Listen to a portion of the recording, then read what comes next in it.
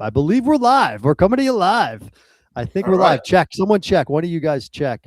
Make sure we're live. We should be live on Twitter and live on YouTube. Let me look at the chat. All right, we got some people here. Here we go. Cartwright. Yeah, give it a minute. Still 5-10 minutes. Oh yeah, we got people in here. Digsby. Live. Yeah. I hear us live on YouTube, but are we live on Twitter? Yes. Oh, awesome. Okay, beautiful. According to Schmidt. According to producer Chris. All right. Well, this is March Madness, folks. We like to do these brackets every March Madness. We've done best lines, we've done best fake products and movies, we've done best guest characters, and now we're doing best girlfriends / boyfriends. So it's not just Jerry's girlfriends. We got Elaine's boyfriends in here. We got George's girlfriends, a couple of Kramer's. Good little mix. We just figured it out. 23% of them are Elaine's, so that's about 1/4. So that makes sense. Left out a lot. You guys will probably tell us which ones we left out. But the selection committee had a tough decision here and there. A lot of teams are on the bubble, and this is what we're left with, 64. So me and Chris are gonna give ours. If it's a tie, producer Chris is the tiebreaker. Feel free to chat away and tell us what we did wrong and what we did right. Thanks for tuning in here, Mr. 79 Man. And Digsby and everyone else. You guys got anything to add? No, let's get rock and rolling. By the way, the selection committee, just so you folks at home know, it's Tony. He created the whole thing. So feel free to rip him and bring it on, folks. Let's get this puppy started, huh? Well, yeah. Well, listen, it's a bracket. So, some people make it in because they won their conference, maybe a weaker side, and they're in. But let's get to it. So, Tony, let's start with the Monks bracket. Number 1, you got Putty versus Jody the masseuse. So I think people are familiar with both. Who's moving on? Yeah, I mean, this is a round 1 matchup that I think I got to just go with Putty off the bat. I'm not going to get too cute here.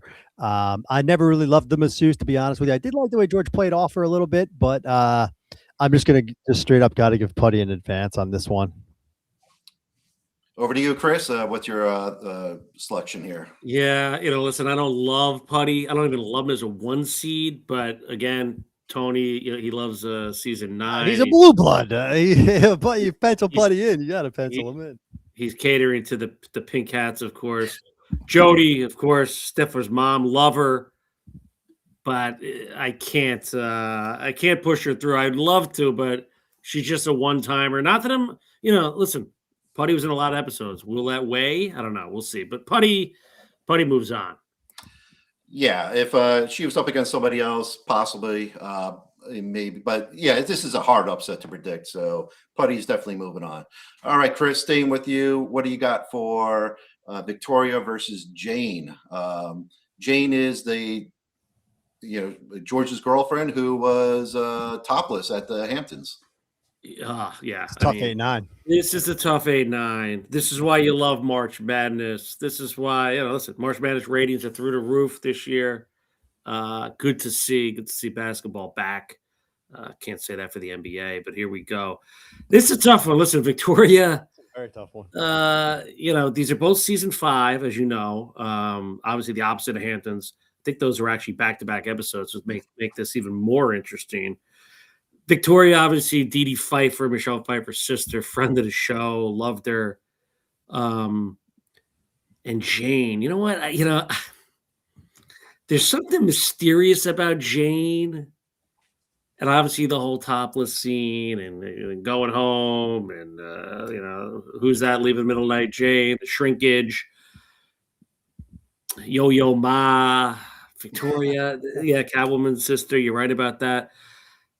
This is a really hard one for me because I love Victoria, but I'm going Jane, the Hamptons here. All right. So it's very close. I mean, this is a 64-63 buzzer beater, but I'm going Jane. All right, Tony, weigh in here. Yeah, this is a tough matchup, and listen, 2 amazing episodes too. I mean, we all have our criteria here. Part of it for me, episode plays in. She's got a great body buddy, an all-time line led into this. But then opposite, I mean, I'm unemployed, I live with my parents. It's an all-time line. I mean, friend of the show as well, Victoria. You know, I immediately kept going. She had a great buddy, and was gonna go Jane, but I think an 8-9 is gonna have a tiebreaker here. I'm gonna go Victoria for the opposite. I think what she did, what she produced with George. Just her saying, I'm Victoria, not to meet, and she steals it. And she's a friend of the show. So Schmidt, you're breaking this one. Well, listen, yeah, this is a great matchup here. Tough one to call, but I am going with Victoria. Listen, she was the better girlfriend. Got George the job at Yankee Stadium. Both are beautiful women, but it goes to Victoria. So Here we go. So Tony, staying in the same bracket. And now we're going up to the matchup of Winona versus Gillian, also known as Man Hands. This is a tough one too. Both friends of the show, so that's a tie. That gets washed away. Man, this is hard. But listen, as much as I love Man Hands, I just don't think she gives you enough in the episode. If you're judging it on a whole, it's kind of the same joke repeated over and over.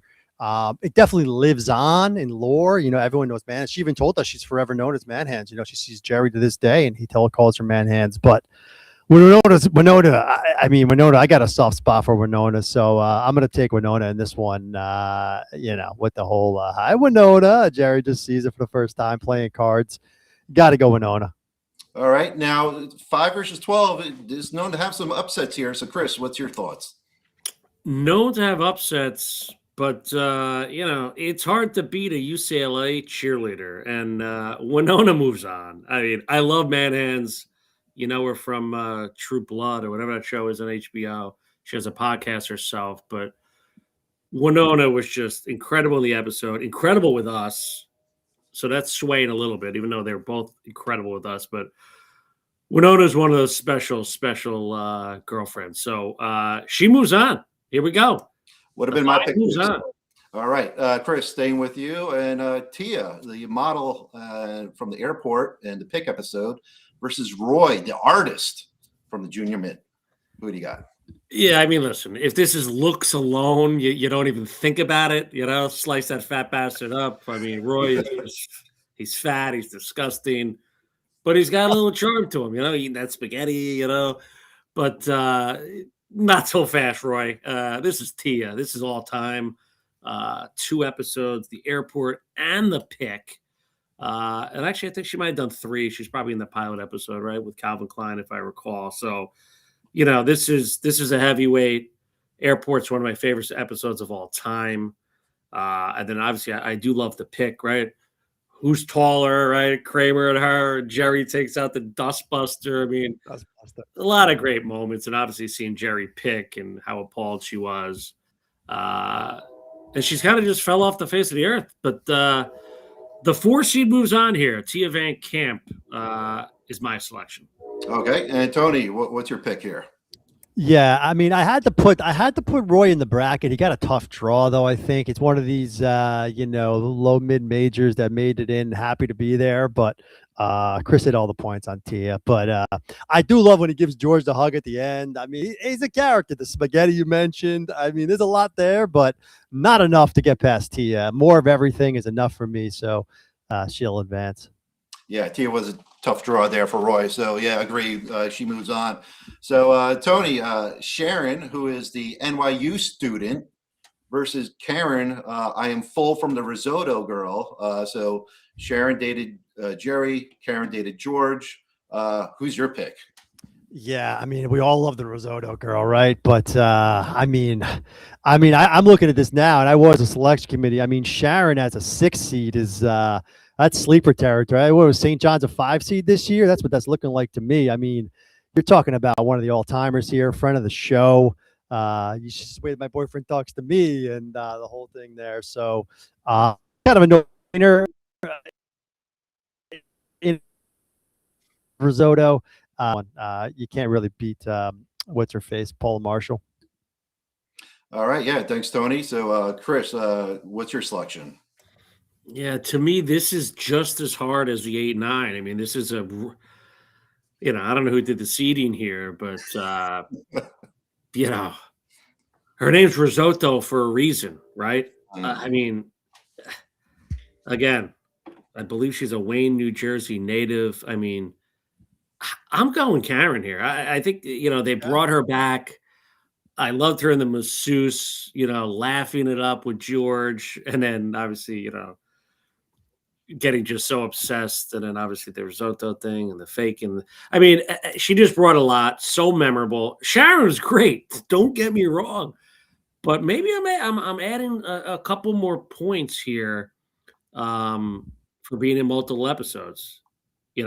I may take that back on some of the boys, but for this, I think right. she's a sleeper. I forgot she was in multiple episodes. You're right. Yeah, I think Karen's a sleeper. So, producer Chris, you're going to have to finish this one off for us here. Oh, wow. Yeah, like you said, this is a tough one. And you guys had some good points here. I mean, Paul Marshall, Sharon had a great makeout session with Jerry on that couch. But George, did get to sleep with Karen. And after that mango, he was able to perform. Like you said, multiple episodes. If you watch her in the later episodes, she was into George. So I'm picking a little bit of an upset here. I'm going with Karen, the risotto girl. Yes. Okay. Risotto moves on. Big upset. 11 moves on. Okay. All right. So staying with you, Chris, how about Rachel versus Marian, the librarian, from the, Bookman was the boss. So who do you got here? This is a really interesting one. The selection committee is really making me think. Again, both of them friends of the show. We spoke with both women. Love them to death. Obviously, Rachel was in 3 episodes. Like when you kind of think of Jerry's girlfriend, you kind of think of Rachel. But boy, did Marian! I mean, for me, Marian is the. I don't know. I got to look at the whole thing here, but Marian's probably the top Kramer girlfriend. I mean, the passion, the secrecy, the library, the New York. Was it the poetry too? Kramer was just so gaga. Yeah, the poetry.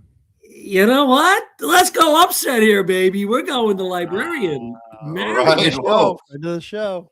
All right, Tony. So who is it? Is it Rachel or Marian? Listen, I mean, this is I did do the seating. I kind of did it quickly. I didn't want to think about it too much. I didn't want to have my thoughts be in the seating come to this. I wanted to kind of look at this fresh, if you will. So these are fresh eyes on this thing. I'm looking at it now for the first time thinking, man, 14 seed for Marian. That is a tough draw. Friend of the show. Think of how she changed. But I if you remember on the 2 Up 2 Down for the library, I wasn't a huge fan of the poetry stuff, but I did like her walking in the library with hello, and the bookman comes out. Hell of a scene. Listen, Rachel. I mean, Rachel is one of these that just repeated too many times and had too big of a bite of the apple, if you will. The whole Schindler's List stuff, but I mean, she takes the cake in the Hamptons for me. Maybe it gets played out a little bit, him going to the house with the father and everything like that. But listen, as much as I love the librarian, I think she's gonna have to break this one too, because I got to stick with Rachel on this. I think she's too strong to leave off in the first round. But listen, you know what? I mean, one-timers can do the trick too. I mean, in those early episodes, like the library, they didn't have a lot of guest stars, and they really drove the scenes along. But we'll let Schmidt decide this one too. Well, yeah. So it's a tiebreaker here. So, I mean, listen, Rachel had passion. I mean, there was the makeout session also in Jerry's apartment. There was in the movie theater. So yeah, Rachel does have the advantage of being in multiple episodes. And Tony, like you said, or I think Chris, you said it. When you think of Jerry's girlfriend, you think of Rachel. So that's why she's moving on as a third pick, as a third seed. Yeah. So Tony, Aida, which is George's secretary at Yankee Stadium, versus Cheryl, Ping's cousin, who is also the lawyer in the Visa episode. So what we got here? I mean, looking at 7-10s, I always think you could switch them and to be the same thing. They're almost like 8-9s, right? I mean, easily Cheryl could be the 7 and Aida could be the 10 here. I mean, this I don't know where my partner's going on this one, but I'm almost considering this an upset in a weird way, even though she's the 7 seed. But I'm, giving him a raise. she works her way into George. I love what I do. Just she really brings it in that character, the whole red hair and everything else. I think her and George are, one of George's best, in my opinion. She does come back for that second episode, which kind of hurts her, I think. But I'm gonna let that be as it may, and move her on just for the simple fact of she knew all the moves with George and she knew what to do and she really got him going. He thought he was making the right decision and she pulled the old switcheroo on him. And so I'm going front of the show on this one. Aida, the secretary. All right, Chris. Who do you got here? Who's moving on? Don't know which way I'm going. This is Ping's cousin. I know this guy. I knew he was going Cheryl all the way. I mean, come on. I mean, an ultimate episode, the visa. It's an ultimate episode. I agree. Isabella's. I mean, and then being attracted to Jerry. I mean, and then her laughing with George. Up at the counter, giving her number. Cheryl is.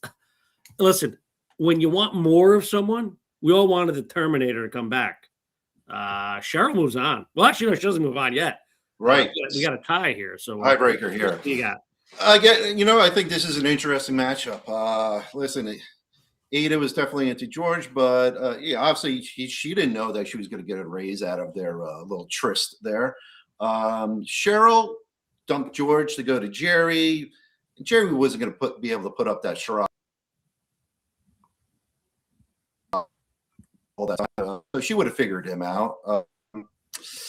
Who do we? This is probably one of the tougher ones yet. I am gonna go with my gut here and go with Aida as the better girlfriend. Okay. Wow. Okay, I thought you were going to go Cheryl. All right. It was toughest call yet. I don't understand. I'm only going to say this once. I'm not going to say it again, but I don't know why. It's on Twitter, but no one's chatting on Twitter. All the chats are coming from YouTube, but that's all right. That's all right. We're loyal to YouTube, guys. Here we go. Yeah. All right. So, Schmidt, over to me right here. Yeah. So, start us off with Crazy Joe Davola. We obviously know him and Vanessa from season 1, the stock tip and stakeout episodes. I mean, this is not even close. Again, calling him a good boyfriend is not appropriate in this situation, but Crazy Joe moves on because Elaine was into him. Joey, right? Joey, yeah. A day person, like when they met outside that first time, he was putting the moves on, as Jimmy would say. So Davola, Vanessa, listen, early on, don't have an issue with her. But didn't love her, and then obviously, Vanessa stock tipping, and she's the whole Vermont trip too, right? Yeah. Never loved that. Yeah. And Jerry didn't love it either. So Jerry doesn't love it. I'm not loving it. Crazy Joe. Okay. Yeah. Tony. I mean, Simon Bennett, Oppenheimer, Taft. I mean, it's one of those early. I had to give a nod. She made the tournament, but she's up against a juggernaut. This is the Ivy League school, playing against the blue blood here. Crazy Joe, easy advance. All right. So Tony, wow, we got the next bracket here is the pendant publishing round here. Start us off with Susan versus Sophie. I got gonorrhea from a tractor story girl. Who's going on? I'm first here. Yeah, listen, Susan's a 1 seed for a reason. I mean, she's basically almost a 5th character, maybe not as high up as Newman, but just about up there. I had to put her as a 1 seed. Everyone loves Rafe. Jerry does his Rafe thing there. You call that the tractor story. Definitely one of the more attractive ones on the list. But for me, Susan moves on. I don't think she's getting knocked out in the first round. That's just me. So I'm going to say Susan. Well, yeah, 16 beating number 1 has happened before in real NCAA tournaments. But Chris, is it happening here? It's happening. Gonorrhea, obviously, but Susan, listen, we don't like Duke beating Sienna, but for the betterment of the bracket, Susan moves on. Okay, all right. Wow, this is a pretty good one here. We got Joel Rifkin versus Noel, who is the from the Pez episode, who plays the piano. Tough match. Who do you got here, Chris? Whew, this is a good 8-9. Yeah. And again, it's a male versus female matchup. That really doesn't sway me at all. Both friends of the show, again, makes it hard because they're great people and they obviously enjoyed us. But here, Rifkin. So Rifkin was the masseuse. That's season 5. Solid episode. Noel, I am breaking. Listen, Joel Rifkin. I mean, a lot brings me back there. I think his dynamic with Elaine was actually fun. They're going through the magazines, the Remy doing all the name stuff. It was very, I don't know, old school, high schoolish, if you will. Mm-hmm. I'm kind of talking myself into Rifkin here, but you know what? I'm going Rifkin. But basically, I love Noel, but she just just dominated George. There was no, I don't know, no love there. Not that there's a lot of love in any of these things, but for some reason, Rifkin on the couch, going to the Giants game, Bob Shepard, that's swaying me. So I'm going Rifkin with it's not really an upset, just squeaks by, 72-68 win. He just, wins it with a couple foul shots at the end to secure it. So I'm going Rifkin. All right. Tony, weigh in here. What do you got? Yeah, these are tough, man. This is a real tough matchup for me. I'm going back and forth as he was talking. I just keep hearing, I am breaking up with you. I can't get that out of my head. I mean, both friends of the show, like he said. But listen, I just think having the guy named Joel Rifkin, like O'Hara said, taking him to the Giant game, getting LT involved a little bit with Bob Shepard. I mean, the whole conversation around the name change. It's a tough one. It is because I'm a sucker for. Everyone knows I love the Pez dispenser, and I do love. I am breaking up with you. But her other scenes, as O'Hara mentioned, I mean, not the greatest when George breaks up with her. Like O'Hara said, it's a little bit. She kind of just then pulls the old switcheroo again on him. But I'm going to go Rifkin. I think I'm going to go Rifkin. It wasn't an easy call, but I'm going to go Rifkin. All right. Yeah, so no call from me here. I'll agree with that. I do like Joel Rifkin too. But yeah, very close. So Tony, Sylvia from the cigar, she worked at the furniture place where they brought George's parents' coffee table to, versus Marcy, who we all know is the yada yada girl. Yeah, I mean, listen. By the way, Sylvia was also Kramer's girlfriend in the Keys. Yeah, who didn't make the credit. Gucci as a character, though. She was first 4 out, dude. I had her in there, but I just couldn't let. I'm saying we could keep her as both for all I care. That's true. Fair enough. But yeah, she's in a Cigar Store Indian. And listen, for my money, I think both friends of the show here we're talking to, again, double matchup of friends of the show, 5-12. Listen, a lot of people out there, these pink hats especially, might be arguing Marcy not a 12 seed, right? Should be higher, yada, yada, the whole thing there, stole a watch.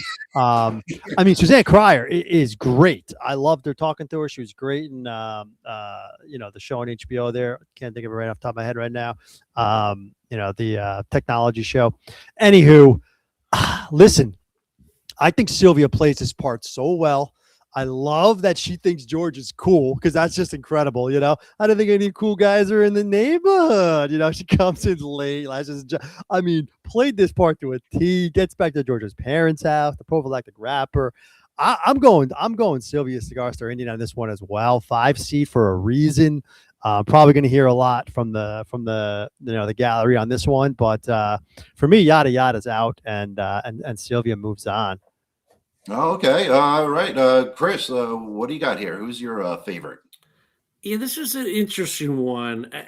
5-12. Forget about the numbers. I can't even look at it. It's more of an even matchup than that. He makes some valid points with Sylvia. Cool guys around here, but she's kind of a loser too. That's what I'm trying to tell you. And again, yes, Melman, Silicon Valley, great show. Melman, yada yada. I just think Marcy's impact on the show was much greater. Mr. Again, Yada yeah. Yada himself over here. I know. Listen, I gave the episode a D plus, but I never gave her a D plus. Okay, I thought she brought it. She was given a task and she hit it out of the park, right? And I don't know. Her and George had a nice little thing together. He seemed happy at the booth there. Even Jerry was there, hanging out in the beginning with them. So you know what? I'm gonna put this on producer Chris. 'Cause I'm gonna make this a 1-1 split here. All right. So Sylvia versus Marcy. All right. Now, George was able to, get Sylvia back to his parents' house when he was still living there, and she was into him. Marcy was also into George too. So I'm going to say, just like you said, Chris, Marcy was more impactful, more memorable. I think this is the upset that we're finally looking for. 12-5. So, Tony, I think one of your favorites, Russell. I'm up. Yeah, All right. Sorry about that. That's all right. Tony will weigh in a second, but Russell Dalrymple versus Naomi, which was the Elmer Fudd laughing girlfriend of Jerry. Who do you got here? Yeah, this is. I think I know where I'm going, but again, Naomi, friend of the show, probably one of our favorite guests of all time. Jessica London. Yeah, Jessica Lundy. Her knowledge, her appreciation of the show is incredible. Oh, her outfit that I think it was something plaid like this actually. Incredible stuff. Her and Kramer whipping the towel at her. I can't say anything bad about her. The only thing is, I felt like Jerry's mom kind of set that up. Like, why do you flirt with her? Like, so that always put me in the wrong mindset. I don't think Jerry was ever into it, to be honest. I think he did it for his mom, which sounds crazy. And Russell, listen, Russell's the most powerful man in media. All right. And he was head over heels for Elaine Bennis, Ketchup Secret, you name it. Russell moves on. All right, Tony, over to you. Is there another upset in this bracket here? Not this time, no. As much as I do love Jessica Lundy, the whole laugh thing was amazing. Elmer Fudd on a juicer. Elmer Fudd is one of the most beloved characters. I love her, love the scene. And then Kramer takes her down to the cabin, right? So that's always a fun one. But listen, Dalrymple, come on. What are we going to say here? Ketchup Secret, as I mentioned, getting a look at Stanza, the whole thing there. I love how he's infatuated with Elaine. Dalrymple moves on. All right. Wow. Sidra, a 6 seed. I thought she would have been higher. But Tony versus Sidra versus Luann, who's from the Subway episode. This is the woman that picks up George and then steals George's clothes from him. Come on. Who you got here?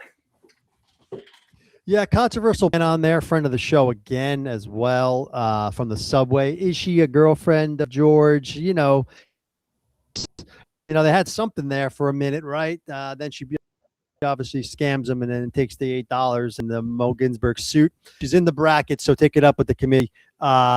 Listen, this is she's in the bracket for a reason too. She's definitely one of the better characters. Respect. Sidra, real and spectacular, though. Producer Chris has a point as a 6 seed. I think a lot of people probably thought she might be. I'm thinking, for what she brought to the table, Terry Hatcher, the whole thing, real and spectacular.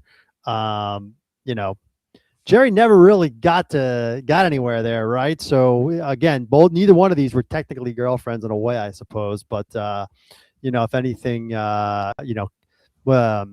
Phil Morris there got her in the end. So, but I'm going to go Sidra as much as I do love the Subway and a friend of the show. But I'm going to give Sidra the nod here. I love to hear O'Hara's take.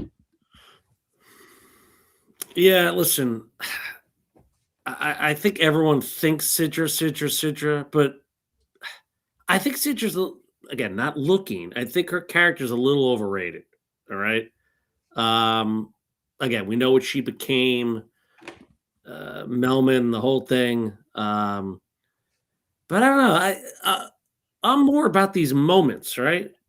George on the subway with the paper. Say what you will, she was a scam artist.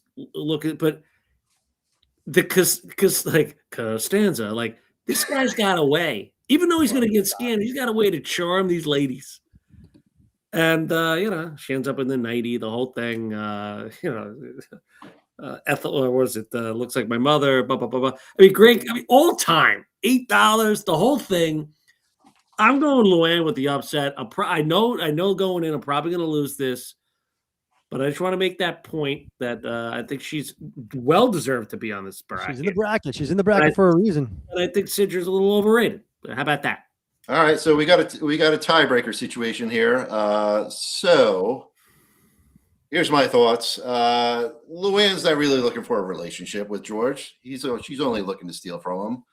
Sidra was actually looking for, some type of meaningful relationship with Jerry. So that's why she moves on. So Sidra advances. All right. Sal Bass got with her too, if I recall, right? Yeah, you remember in the pilot episode, they're on the couch together. Now, is it a platonic relationship? Yeah, well, the finale. But, all right. Schmidt's philosophy here seems to be, how really good of a girlfriend they are in that respect of, So everyone's got their own criteria that seem to sway him on this one. But let's see what happens next. All right. So, Chris, Toby versus Patrice. Now, Toby is the redhead who lost her pinky toe, and Patrice, from an early episode, The Truth, she's the accountant that's dating George and is going to help Jerry out with his taxes. Who do you have in this matchup? Very interesting one. Love them both. Patrice, may she rest. Both redheads too, right? You're breaking up there. I don't know what you said, but both redheads. Yeah, both redheads. There you go. Papier-mâché. The chopsticks in the hair. Chopsticks. George wants Kramer. You know what? It's not the Toby. I mean, I'm moving Toby on. I mean, she's so annoying, right? But still so kind of loyal to Kramer, and Kramer stands by her, and like he's so into her.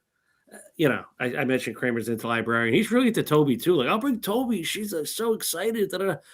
And Kramer's so proud. He's bringing his new girlfriend to his friend's comedy show. And obviously Toby works at the Lane, so it's very incestual, the whole thing. But and Toby obviously friend of the show. I mean, that always helps. But Toby moves on. I mean, she's an incredible girlfriend in that regard. Although I never know what happened. They just kind of broke up, her and the K-Man. Obviously, the toe fell off and everything, but I thought everything he did for her, I thought that, she would have stuck with him, but he did his way. I'm voting for Toby on this one. Yeah, all good points there. So, Tony, is Toby advancing or what? Wow, listen, I didn't think Shrew was going to have this many tiebreakers, but listen, I have a soft spot for Patrice. I mean, she is a 14 seed, which is crazy. I've always, you're pretentious, the whole thing there. Are you the Jerome with a tax problem? She comes out in the pajamas at the George is all talking to her. I mean, I can go back to The Truth 100 times over with this one. I mean, she's just papier-mâché, Samuel. I mean, a lot of this is George stuff, but I'm kind of taking it on like the whole thing, like the scene she's in, how George reacts to her, the whole thing there. You're pretentious, the chopsticks, the whole thing. Tommy C. I mean, everything about Patrice is antithesis of George. That's why I love it, and I just love how he breaks it off, and then the whole thing. Jerry gets involved. I mean, I'm going on sentimental here a little bit because I've always loved that episode, and I just it's one of those like early season 3, I believe, that kind of sticks with me. Toby's great though. I mean, don't get me wrong. The heckling, the boo, the hissing. To Harris' point, when I thought about this earlier, I like that Kramer likes her, even though she is this crazy woman and everything like that. Kramer sticks with her, gets the whole pinky toe, cracker jack. This is a tough one for a 14-4 or 14-3. This is a tough one, but I'm looking for an upset. We'll see what Schmidt says, but I'm going Patrice. Yeah, there was really no doubt in my mind. This wasn't an upset here. Toby's moving on, and we'll talk more about her when she's up against Sidra. So there you go. So Tony, I think one of your favorites, Sergeant Tierney, who put Jerry under the lie detector, versus Dr. Reston, who saw both Elaine and Joe Davola as patients. Who do you got in this one? Yeah, listen, front of the show. After she spoke with Catherine Lanassa, everyone loves her on that show. She's winning awards. Great to see because she talked to us before all that kind of broke. And I do love her, and I do love the episode and put him in the poly, the whole thing. But listen, man, I hate this intense. Dr. Reston, when we recently did the 2 Up, 2 Down on this episode, I mean, he's something else, this guy, with Kramer, talking to Kramer, the whole thing. I mean, don't sleep on this guy. I definitely like him a lot. I put him in the bracket for a reason. I just wanted to get that out of the way. I am going to go with Sergeant Tierney. I'm going to go with Lanassa. I think, the whole police uniform is great. Put him but don't sleep on Dr. Reston. Him with Elaine in Paris. He stopped for thinking about the Volos medication. I like him and Kramer on the couch. But I'm going to go Sergeant Tierney on this one, Lanassa. All right. So Chris, who's your pick in this matchup? And I'm not sleeping on Reston. So I feel like he's more of a boyfriend than Tierney was a girlfriend, if that makes sense. Well, that's fair. That's a fair Lanassa is a wonderful actress. Elaine went to Europe with the guy. Pretty hot. The Melrose stuff. She was dating Kramer in real life. Lots of great stories. But Reston had a grip, a mental grip on Elaine. Now that's probably a bad thing, but she couldn't shake him. Maybe that's love. Maybe it's not. Reston moves on in my book. Yeah, this is a interesting matchup here, but I think you both know that I'm a Reston guy. And he is moving on because he did bring Elaine to Paris. And so that's why he's the better boyfriend-girlfriend in this matchup. All right. So that brings us, Chris, to Jake Jarmel versus Cynthia, who we know from the episode The Fix Up. Maggie Wheeler played Cynthia. So George and Maggie got together. This is the episode where the condom breaks and she thinks that she may be pregnant. So who's the winner in this one? This is a tough one.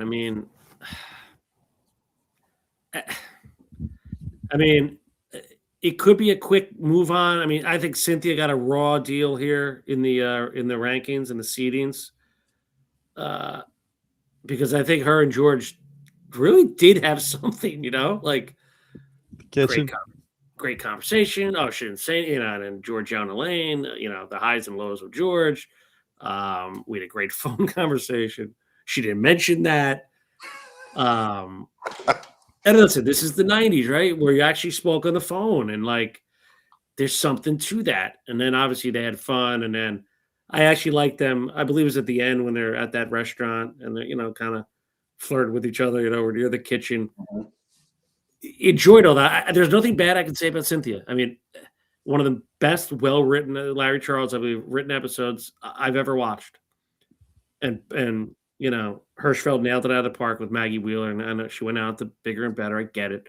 But she could have came back anytime, and we would have loved her on Seinfeld. But there's only one Jake Jarmel. We know that. I know that. You know that. Pink Hats know that. Jarmel moves on. All right. Tony, is there an upset in the making here, or what do you got? Yeah, no. I didn't think O'Hara was that big on Cynthia. He really praised her well there. Listen, I think it's great back and forth to O'Hara's point. First question she asked, what does he do? First question George asked, lips, the whole thing there, pinkish hue. I mean, some of the greatest dialogue you're ever going to hear. But listen, I'm a sucker for Jake Jarmel. I mean, he's a 2 seed for a reason. Marty Rackham, one of our favorite guests of all time. So yeah, she ain't advanced. Jarmel moves on, but props to Cynthia for sure. All right, so there we go. So now the Vandelay bracket. Woo, all-timer here. Keith Hernandez, everybody knows, the great baseball player, versus Ava. Ava worked with George at the real estate office. I forget the name of it, but Tony, you know it. Who's your pick here? Yeah, listen, I mean, this is another friend of the show. From the Revenge, and she's in the Revenge, but she's not. I don't think she really dates George until the Stranded. But as we talked to her, we found out kind of how those things were shot. They were kind of shot, more so than how they were aired. The Stranded aired way later, but it was actually shot closer together. But that's Terry Austin, great friend of the show, at Rick Bar Properties. Rick Leventon was the also we spoke with at the Revenge. Slip of Mickey. Listen, I just said a lot there. It's a tough matchup for Ava. We both love her dearly. Where's the main coat there, George? I think she tells George, "I want to make a love to you." Doesn't know what to do with that information. But this is Keith Hernandez, folks. I mean, how am I going to not move him on? So I'll see what Chris says. But as much as I love Ava, and I got to go Keith Hernandez here, making Jerry jealous. Jerry's jealous of everyone in this one. Great Hernandez for me. That's my pick, 1 seed. All right. Chris, you agree with that, with Tony advancing Keith Hernandez? I agree with everything he said. I mean, Ava, I think she got a raw deal here at 16. I mean, I got to be probably George that early on, getting a woman like that, I don't know how he did it. All right. And I loved Rick, hey, Ava, where were you this week? I got tied up. I bet you did. And, they all laughed. Still one of my favorite lines. The Me Too movement's not going to like that, but very funny. And Ava took it she rolled with it. All right. But listen, the name of this bracket is the boyfriend bracket, girlfriend-boyfriend bracket. The name of the episode is the boyfriend. Hernandez moves on. Yeah, I think there's a no-brainer there. So we got Chris, Miss Rhode Island, whose name was Karen, versus Gina. And Gina was the girlfriend of Jerry's neighbor, Martin. And Martin went into a coma, and Jerry swooped in. So who do you got in this matchup? Yeah, Martine. Martine. Right, has his vacuum, the whole thing. This is a tough one. Who are these stooges? I mean, Gina kind of gets you every time, that accent, forget about it. And then Miss Rhode Island, another friend of the show. And these two are complete opposites, right? Yeah, I mean, there was incredible passion with Gina and Jerry, and he was kind of sneaking around, versus Jerry at Yankee Stadium, old school, actually talking to someone, right? You want a hot dog, the weight joke Tony doesn't like, the whole thing. And then getting Kramer to, be a chaperone. But that shows, I think Jerry cared, I think. He really wanted to see this girl. So, you know what? I'm going Miss Rhode Island. Friend of the show. They're both really good. I mean, this one's really close, and it just depends on what mood I'm in right now. And maybe it's opening night for the Yankees, and that's in my head. I don't know, but I'm going Miss Rhode Island here. Yeah, I mean, again, 8-9 seed is a great matchup here. So, Tony, who's your pick? Yeah, this is what 8-9s are all about. As I mentioned there, it's a matchup. It's one of the, they talk about matchups. Do they match up well with each other? These are complete opposites, as he said. I mean, complete opposites in every way in my head. I mean, Marguerite McIntyre, I love talking to her. We spoke about this. She didn't sing well on purpose, and she had that whole thing with, poise counts with Kramer. I just think Gina is just too good to pass up here with the whole show. Will you show me the Stooges, and then the whole thing with what kind of man are you? You know, kiss me. You won't because I'm a man who expects a good coma. You know, the whole. I don't know. I mean, the accent. You know, Martine. Oh, Jerry's all flustered. Wait, what's going on, Martine? Martin. I don't know. This is one of those that it's like it's an opposites 8-9 gritty game. I hate to do it again, but Schmidt, you got to break this one at 8-9. I'm going Gina on this one. Show me the Stooges. Wow. All right. Yeah. Ooh. You know what? We'll discuss this a little bit later. The winner that moves on, because they're going to go up against Keith Hernandez. But I'm going with Gina on this one. I love that line, the Stooges. Sexy Mediterranean. She's got to advance. Perfect matchup with Keith Hernandez coming up. So that's what I'm looking forward to. So Tony, we got Tina, which was played by Siobhan Fallon, Elaine's old roommate, versus Cindy, the maid from the season 9 episode. Who do you got in this matchup? Yeah, friend of the show, Siobhan Fallon, Salt of the Earth, great guest. Love talking to her. SNL, Farley, the whole thing. We also spoke with Cindy the maid, Angela Featherstone. I mean, Sandler, the whole thing there. Listen, this is a tough 12-5. I think the calories on top of me on this one, making Cindy a 12 seed, might be a tough draw for her. She told us some stories about the set and things like that were pretty interesting. She not only did she go out with Jerry, but she also worked for Jerry, so she was fired and broken up with, which is an interesting take. But to me, man, Siobhan with Kramer, with the dancing, the whole thing there, the way she's in a lot of scenes, but she's really only with Kramer the one time, and then she comes back. So I'm kind of basing it more on her as a character per se, which may or not be how these guys are going to do it. But I'm taking her as the whole thing, not just Kramer's girlfriend, although I do love her as Kramer's girlfriend. I love the dancing, like I said. I like to strain the sauce, the whole thing with that. So yeah, I'm going to go Tina on this one. It's a tough one though, a 12-5 that really is pushing this one. This is a close one, but I'm going to go Tina. All right. Well, thank you, Tony. So Chris, over to you. What's your thoughts on this matchup? Yeah, I don't think it's that tough of a matchup here. I mean, I'm seeing all the comments here. Everyone's pulling for Cindy. And listen, if I'm going to do the eye test, yeah. But as you get older in life, you appreciate some other things, okay? Tina moves on. I mean, the frustration, because obviously Elaine, we bring Elaine into it. She's the roommate, and that's what the buzzer's for. Elaine and Kramer even like talking about Tina before we met, like a lot going on there. So Siobhan Fallon, yeah, all timer, and just she's kind of like a perfect, little bizarre girlfriend for the K-man, right? Like you would never see Tina going out with George or Jerry. Like that's Kramer.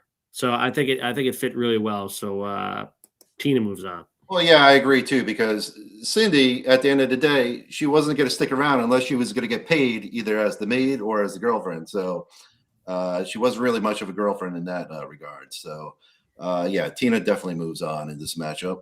So Chris, over to you. What do you got for the maestro, Bob Cobb, versus Mrs. Sokol's daughter, whose name is actually Carrie in that episode? Who do you got in this matchup? I mean, how do you not laugh at this matchup on many levels? Obviously, Bob Cobb. I guess Bob Cobb dated, Elaine for a little bit, right there. Elaine had a little thing going, right? Well, I would say she brought him the poster, the thing in the car, the whole thing there. Yeah. But speaking of car, I mean, there's not many car scenes like Mrs. Sokol's daughter and George. I never had a Big Mac before, whatever, McDonald's. Yeah. Incredible stuff. He's got a job interview in the morning. Classic Costanza. I love him in the car, right? The early 90s, they're always driving. She wore the sweater. We all know the sweater, right? The mohair sweater got used in multiple episodes. And then, you have to tie Mrs. Sokol into it too, right? When George sees that picture, take it away. Take it away. She's beautiful, whatever. I mean, sum it all up. Mrs. Sokol's daughter. They actually went on a date, McDonald's, albeit. Although in today's day and age, Costanza would not be taking a McDonald's, a bit pricey these days. But yeah, I'm going Sokol. The maestro, friend of the show, of course, loved him, but he's not moving on here. Really, you're not taking Mark Metcalf over, who played the maestro over Mrs. Sokol's daughter. All right, so that means Tony. Is there a tiebreaker situation here? Sorry, you can sit this one out. I gotta go. I mean, I'll call you if I need a deal on a box of nails. I mean, this lady was unbelievable. She said the best. Wow, I would consider this a true upset here. So, all right. All right, there you go. The biggest upset so far, in my opinion. So right now, Tony, Mulva, Dolores. We all know her. Great episode from the Junior Mint versus Marlene, who actually first started off dating George, and then Jerry returned some of George's books to her, and then somehow he got caught up in dating her. Who's your matchup, or who's your winner in this matchup? Tracy Collis, unbelievable. I don't know. Sometimes, Jerry, I mean, the whole thing with that, we just kissed a little. I mean, unbelievable. We don't ever see her with George, but you're right. She did date both of them. That may sway me a little bit here as well. I hear the crowd right now. Mulva, Dolores. Another friend of the show. Both of these are a friend of the show, obviously. But listen, I think Tracy Collis knocks it out of the park with this one. I think the way, you're a cashier. I mean, as Jerry said, is one of his all-time long time. So I'm going Marlene. I'm going with Marlene. Take the 11 on this one. All right. So Chris, is Marlene advancing, or do you got Mulva in this one? Listen, folks. I'm back to my eye test here. We're not going crazy. This is Dolores. This is Mulva. Susan Walters is an all-time episode, all-time girlfriend. Right? They met in the produce section. Jerry, incredible stuff. Figuring out the name, and even there's some. I feel like they had some passionate scenes there. I loved Marlene. And maybe it's in my head that Marlene also played George's girlfriend. I know he's not combining them here. But maybe that's swaying me a little bit. I don't know. But I'm going Mulva. So help us out, producer Chris. All right. So we got a tiebreaker situation. And going in, I already had my pick, and it was Mulva. She was definitely girlfriend material. She was into Jerry. And Marlene would have eventually flaked on. She did flake on Jerry, and she flaked on George. So that's why my pick is Mulva Dolores. So she's moving on, the number 6 seed. So Chris, staying with you here, we got. Wait a minute. Sorry, just so I'm clear, you picked Mulva? Yes. All right, cool. All right, here we go. All right, Mulva moves on, huh? Yep. Seems so shocked there, Tony. All right, so Chris, we got a BL here, beautiful lineswoman Laura versus Donna. Donna was the Cotton Dockers pants girl. She didn't like those commercials. So who do you got in this matchup? Yeah, this is another interesting one. Put the seeds aside, because who knows? You can flip these either way, right? We'll take that up with the committee. Yeah, again, we spoke with both of these women. Incredible. Obviously, what, six is good. I mean, Donna, I don't. This is a tough one. I'm just thinking out here in real time. Let's see. What are some of the comments? We have anything? Who's talking? Anyone going to sway me? Oh, Mr. Man. Yeah, he's got Laura. It's interesting. You never see. Well, again, Jerry's never like. They're just kind of sitting around. There's no passion like Sharon on the couch here. You know what I mean? Jerry and Donna are always fighting. I never liked that with Jerry, and that happened. What was it with Lenny West's daughter there in the with the paintings? Jerry always arguing with her, and he argues with Donna. I don't like that. So for that alone, I think Donna just loses this. Misses a couple foul shots, and Laura, the Lions woman, kind of moves on by default. So I'm taking Marley Matlin here. All right. Thank you, Chris. So, Tony, who's your pick? Yeah, I mean, tan pants, right? That's done. Yeah. Why do I wear tan pants? I mean, to me, that's one of those all-time lines you just never get out of your head for 25, 30 years, whatever it's been. But she had to be in the bracket for that reason alone. Pretty much one of Jerry's first. But to O'Hara's point, Laura the Lions woman moves on. She's an Oscar winner, for crying out loud, and front of the show as well. So that's an easy one. All right. So 7-10. This is an interesting matchup here.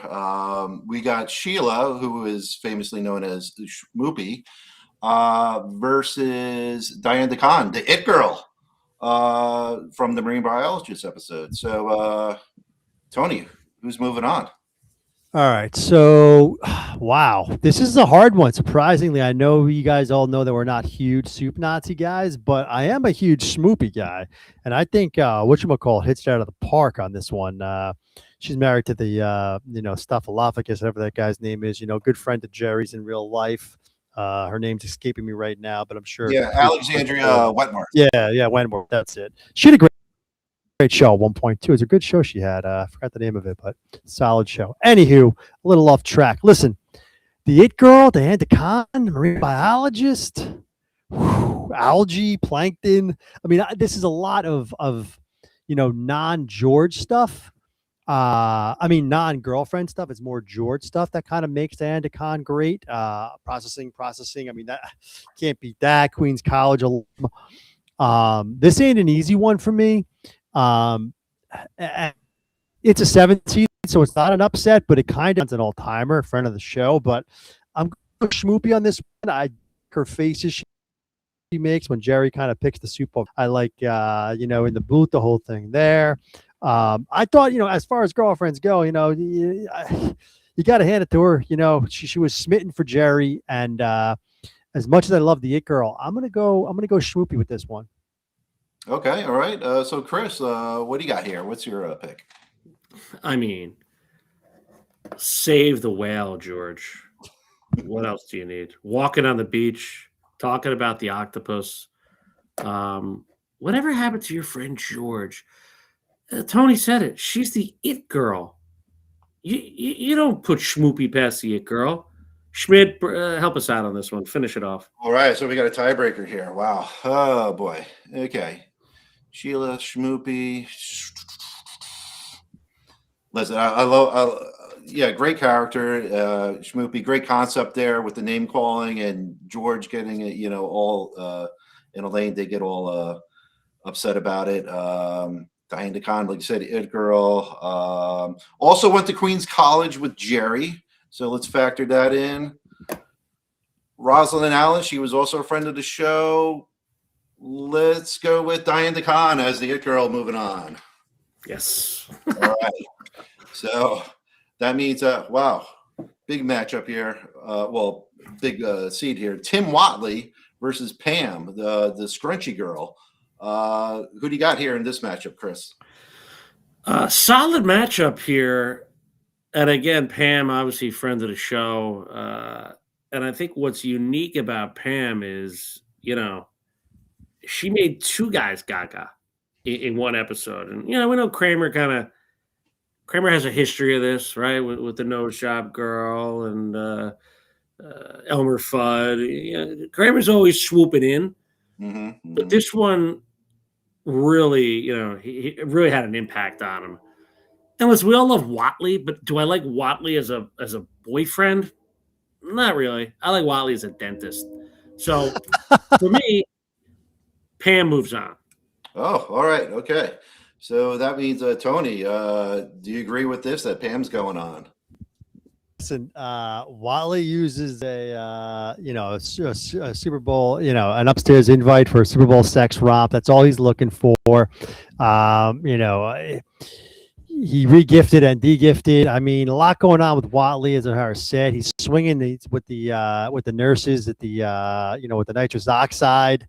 Just a lot going on with Whatley, having these parties, Jewish swinging parties, and all kinds of stuff there. A lot going on, as O'Hara mentioned. He's in the bracket. He's a 2C because of his character. Now, is he going to make it that far because of what we're talking about here, boyfriend, girlfriend? To me, to O'Hara's point, I mean, Pam brings from the bacon, right, and fries it up too. I mean, Kramer's gaga for her. You got Newman in there talking. I mean, she got everyone wrapped up. I'm going to go with a huge upset here as well. I think we got a big upset here. Our 15th seed is moving on, passing Whatley. Well, yeah, and here I'll point this out too. Like season 6, Whatley into Elaine.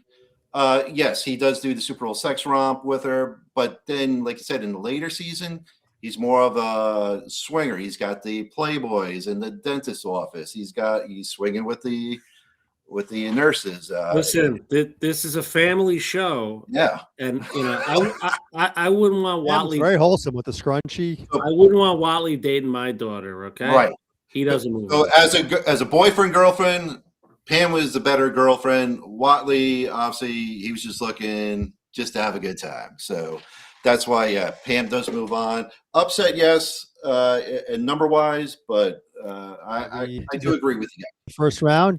Are we done with the first round? You're up. Yeah, You're up. we got one Tony, let's go. All right, so here we go. We got to move the thing a little bit. Where are we at? It's right on the screen. No, it's not though. It is. Hunky Tony. Oh, I don't see it. I see Jimmy and Marla. Oh, we're all the way up there. My bad. I thought we were at the bottom. We're starting the new round. Oh, we're just starting this bracket. Okay. Yeah. Okay, Hunky Tony. That's easy. Come on, that's easy. I'm not even going to go into it. Robin, yeah, friend of the show. Wonderful. But we're talking about an all-timer with Cortez. So that's an easy one for me. All right, Chris, do you agree? Is this a solid one seed victory here? Yeah, probably. But let's give Robin some credit. Single mom, struggling, fighting in the concrete jungle, got stuck with George. George knocked down her mom. Give her credit. And obviously we know her. She was the bartender as well over at when the prop comic did his thing. So we love Robin, but I think you're right. Hunky Tony moves on. Yeah, there's no question about that. So Hunky Tony. All right. So Tony, no, I'm sorry, Chris, staying with you. Daphne versus Isabella, who was played by Tony Catane. Who do you got in this matchup? To me, it's not even close. I know it's 8-9. I know Tony loves Daphne. Obviously, she had a nice little thing with George there. George tried breaking up with her. But, I mean, come on. The crop circles, the elevator, friend of the show, may she rest in peace. Tony Catane's an all-timer. The story she gave us, again, that does nothing to do with being the boyfriend or girlfriend on the show. But sentimentality, season 3, as good as it gets. Jerry acting with her. And then obviously the whole, penis for his brain stuff. I mean, just another level. And she was a big part of the show. Daphne's in it for 2 minutes. You know what I mean? So for me, Isabella moves on. All right. Tony, you agree with that? Or is this going to be a tiebreaker situation? Listen, two up, 2 down on the stand-in. I did love Daphne. Maybe Alnetti was right. I mean, great accent. Love Daphne. She's one of my favorite Georges of all time. She drew a tough draw here, though. As O'Hara mentioned, friend of the show, and rest in peace, Tawny Catane. I mean, this is real life girlfriend stuff, as we know. On the set romance. Hard to not advance her, but I do want to give my props to Daphne. I thought she was great. Well, yeah, she does end up with pachyderm at the end of the episode, so everything works out for her. So, all right. Next up, we got Angela from the Good Samaritan episode. She's the one that hits somebody's car, and Jerry then goes after her. Versus the Wiz, and the Wiz, his actual name is Jack in that episode. Wow, I think this is a very good matchup here. Who do you got? Start us off here, Tony. Yeah, listen, we talked to Toby Huss, great guy. We talked to Angela. I mean, I'm going to take your head, pluck your hairs out. The whole thing with that's unbelievable. The twist she makes, the ice cream in the car is an all-time scene. We all know that. I mean, what are we basing this on? I mean, I love Toby Huss, and I thought, his smile there with Elaine and stuff like that. But listen, he's a 12 seed for a reason. We've had upsets, but I just think Angela delivers in this. She plays both sides really well. The flirty in the car with the ice cream, then the flip to Jerry with the I'll have a party on your face, whatever she says. So Angela moves on from me on this one. Okay, all right. So Chris, who's your pick here? Yeah, this is probably the worst matchup. I think these both could be 16. I think these both be play-ins, to be honest, but they made the cut with our committee here. But yeah, the Wiz, come on. I think Angela, he nailed it on the head there. I think, and there was some real passion there with Jerry and the ice cream. The Wiz just smiled, and Elaine went a little gaga over that. Come on, he's done. Angela moves on. Yeah, the Wiz was a little too goofy, so unfortunately he gets beat by Angela in this one. So that goes to Lloyd Braun here from the frozen yogurt episode versus Audrey, who was... Which Audrey is this? This is the nose job Audrey. Nose job Audrey. Okay. I thought I wrote that. I didn't write that. Okay, yeah. All right. So given that, who is your pick in this one? Huh. Love them both. Spoke to them both.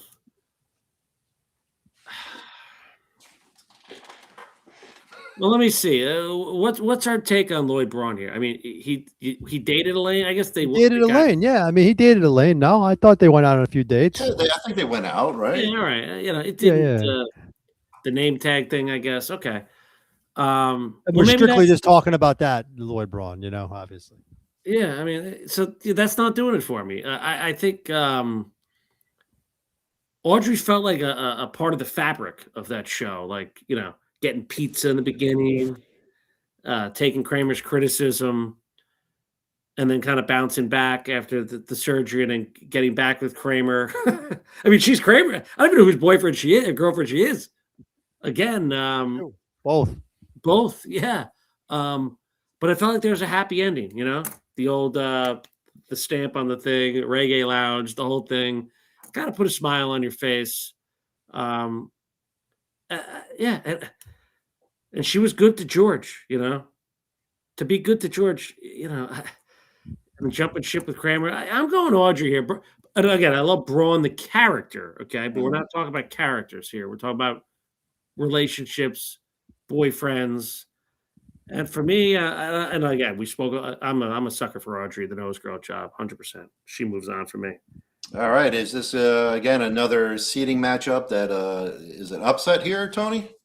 Interesting. I totally put him as a 4 on the base that I thought O'Hara would want him high because he loves him. I'm surprised by this pick. I think I was ready to go to town on go to bat for Audrey here, and he just took her. So I think I'm thinking there might be an upset. I mean, I loved Audrey too. I thought Susan Doyle was great to talk to, and the whole thing with, like you said, Kramer had, first she was with George, then George, can't get past the nose thing, and Kramer ends up getting her to get the nose job and then taking her from George. The reggae lounge is a great call. Listen, Lloyd Braun, Elaine puts on a few with the yogurt, and he's pass on that. So you got that with a grain of salt as well. So yeah, Audrey moves on, another 12 seed upset. Interesting. All right, there you have it, folks. Yeah, rolling along here. We got Jane, played by the actress Jamie Gertz. We all know her from The Stall. She can't spare a square. Versus Evie, the cleaning lady from the Red Dot episode. She gets the cashmere sweater from George. So Tony, who's your matchup here? Who you got? What was the committee thinking on this one? Wow, this is a 6-11 matchup. These are two juggernauts, in my opinion. Georgie Porgy. I sell paper products, you jerk. Flinty. Wow, this is a tough one for me. I think that the Jane switch at the end, when she whispers in Kramer's ear, we'll split a cab downtown. This is a hard one. I mean, I don't know if Georgie Porgy should have been a little bit higher. The whole thing she gives on the cashmere, she that wrong. I'm gonna go with Gertz though. I think the way she plays off both. She gets her hand in there with Elaine and the spare square. She gets George. She gets Jerry. She gets Kramer. She does the switcheroo on Kramer at the end. The gum, the whole thing with that. Listen, I can't believe I've been doing it because I love Georgie Porgy, but I'm gonna go Jane in the Stall. All right, Chris, is that also your pick? Yeah, I don't know. He said a lot there about the episode, not specifically about being a girlfriend, which is fine. And listen, maybe it's Georgie. Guess what, folks? I just spoke with Georgie Porgy, Bridget Sienna. So she's probably watching live right now. So there's no way I'm moving on from her. She's an incredible lady. She took care of George in this episode. I think there was a lot of love there. I know that sounds crazy, but they had a magical moment. As George said, I don't know if it was the Hennigans or the whatever, the bleach, but next thing you know, she was mopping the floor with me, I think was the line. How do you beat that? And then obviously George gets fired over it because, obviously was that wrong. So Georgie Porgy for me moves on. I think more of a girlfriend type of thing. Schmid, what do you got? I kind of disagree there because there's no way George could work at that company and still date, the cleaning girl. You got fired, yeah. Yeah. Well, they didn't end up together anyway. Give her a gift. Yeah. Jane, if you watch the episode, there's a scene where Jane is giving Jerry a massage, a neck massage, which he was really looking forward to. So she, I think, exhibited more girlfriend type stuff there, and Jerry blew it. So in my eyes, it's Jane that's moving on.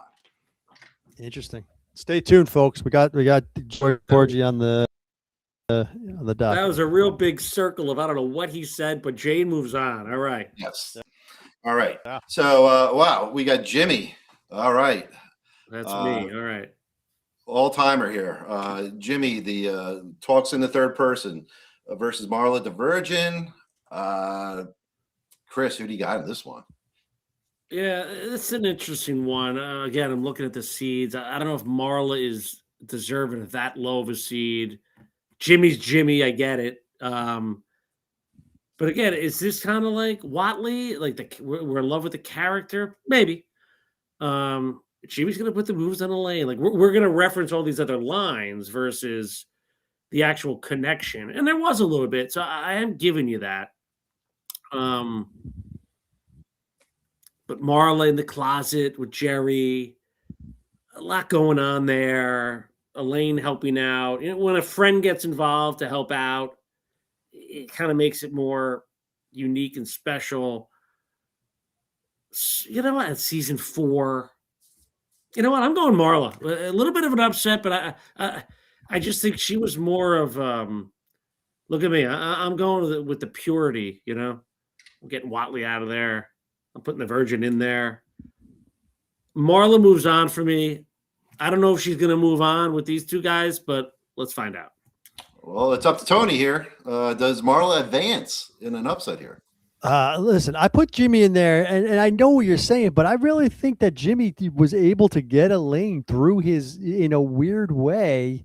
Eventually you see the switch where she's like, "Oh, you do talk kind of interestingly. All right, I'll take you to this Mel Torme thing." Like he got her. He's gonna put the moves on her. Like she went from wanting the other guy to basically Jimmy did like a Jedi mind trick to her to be like, "No, no, you want Jimmy. Jimmy's gonna put the moves on you," which I thought was great. I like how she sort of figured, hey, this guy likes me. I might as well go with him. The other guy wasn't available. What about Jerry with the Berlin Wall talk? That was good stuff. Not bad. And the hooks everywhere, hooks and stuff. I don't know. For me, she takes off with JFK Jr., leaves Jerry hanging after he tried to hold out for a while. Wheels in a bus go round and round. I'm going to stick with Jimmy. I think he's a 3 seed for a reason. He's a friend of the show as well. And I just think the fact that he was able to pull Elaine and then Elaine finally like kind of caved there, I thought was interesting that they let it happen. So I'm going to go Jimmy. Yeah, listen, I love Jimmy. We love talking to Anthony Stark, who played Jimmy. Then you got Jane Leaves, who played Marla, also a fantastic actress. Yeah, this is tougher than the seating puts it. Listen, if you're talking about material of a boyfriend girlfriend, Jimmy's going to blow up on you at some point. So I think we had this earlier where we had like a 14/3, and I think it repeats itself here. I think Marla the Virgin has to move on. Again, if you could bag JFK, then you're worth, being a boyfriend, being that boyfriend. So I think Marla is the pick here. All right, let's take a quick 30-second break. We have a glitch in our bracket here. Yeah, there's a glitch in the bracket. Tony's going to fix it. But so Jimmy moves on, you said, producer Chris. I knew you guys were going to. No, Marla. Oh, whoa. All right, that's a surprise. That is a surprise. So it's a 14 seed. Okay. All right, we got 2 left here. Tony's going to fix the bracket here with the 7-10 seed. Who do we got there, Tony? He's fixing it. He's got Donna Chang, okay, against the other Audrey. Okay, that's where I was getting confused before.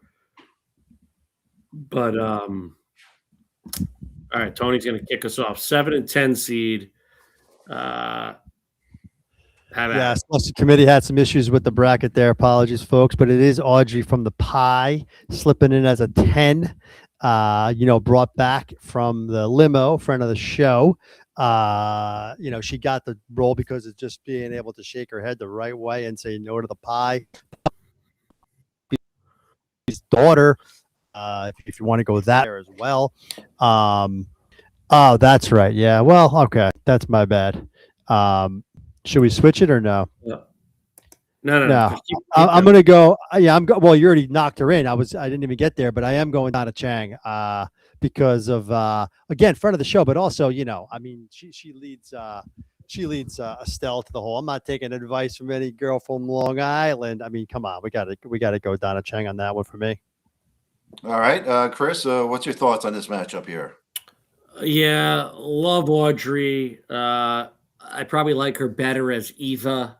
And the tension in the limo with George. I'd probably take her if it was that character, but it's not. So Donna Chang moves on.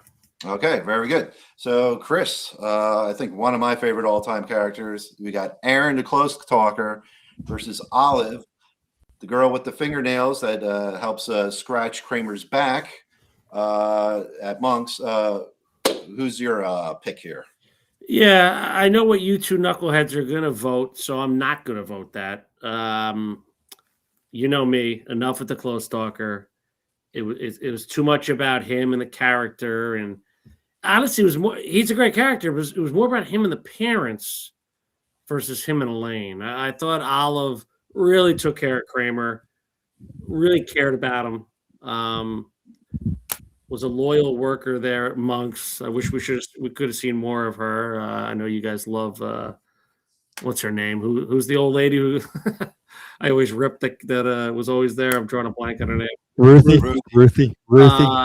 Give me Olive any day of the week. And then obviously we spoke with her. Incredible Sunday Theodore. I don't think she's a 15 seed. I think she's much higher. But Olive gets my vote here. All right. So, Tony, do you agree with Chris that Olive should be moving on?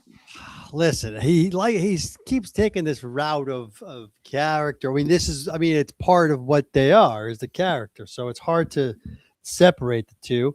The argument here would be, is he a quote unquote good boyfriend? Not really. He's certifiably insane, as Aline says, right? We'd rather be with the parents than with her. If you want to go that route, I put him as a 2 seed just because the character is so big and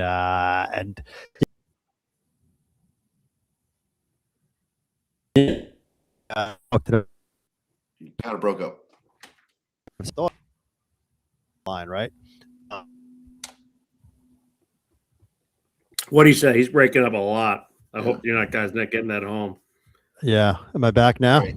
Yeah, you're back. What'd you pick? Okay. I didn't pick yet. I'm still talking up Aaron, but I'm talking him up because I think he's a great character, and that's why he's number 2 seed. And it's hard not to pick him because of that. He carries the show, like you said.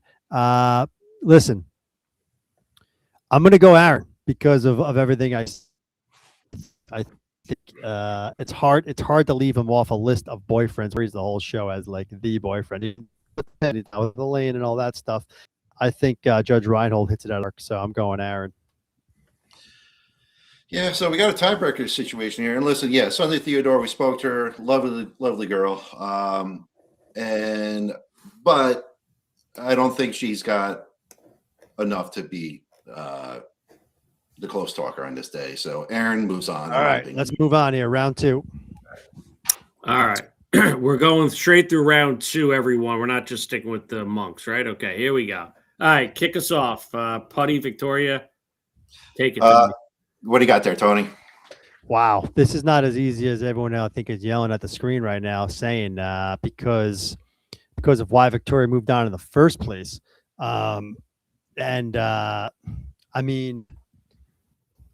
What she did for George in one episode is unbelievable. Got us to the Yankees, opposite the whole thing there. As much as everyone loves Putty, did he get played out? Kinda. Am I gonna do an upset in the second round with him though? No. I'm gonna say Putty on this one. I think there's enough still there.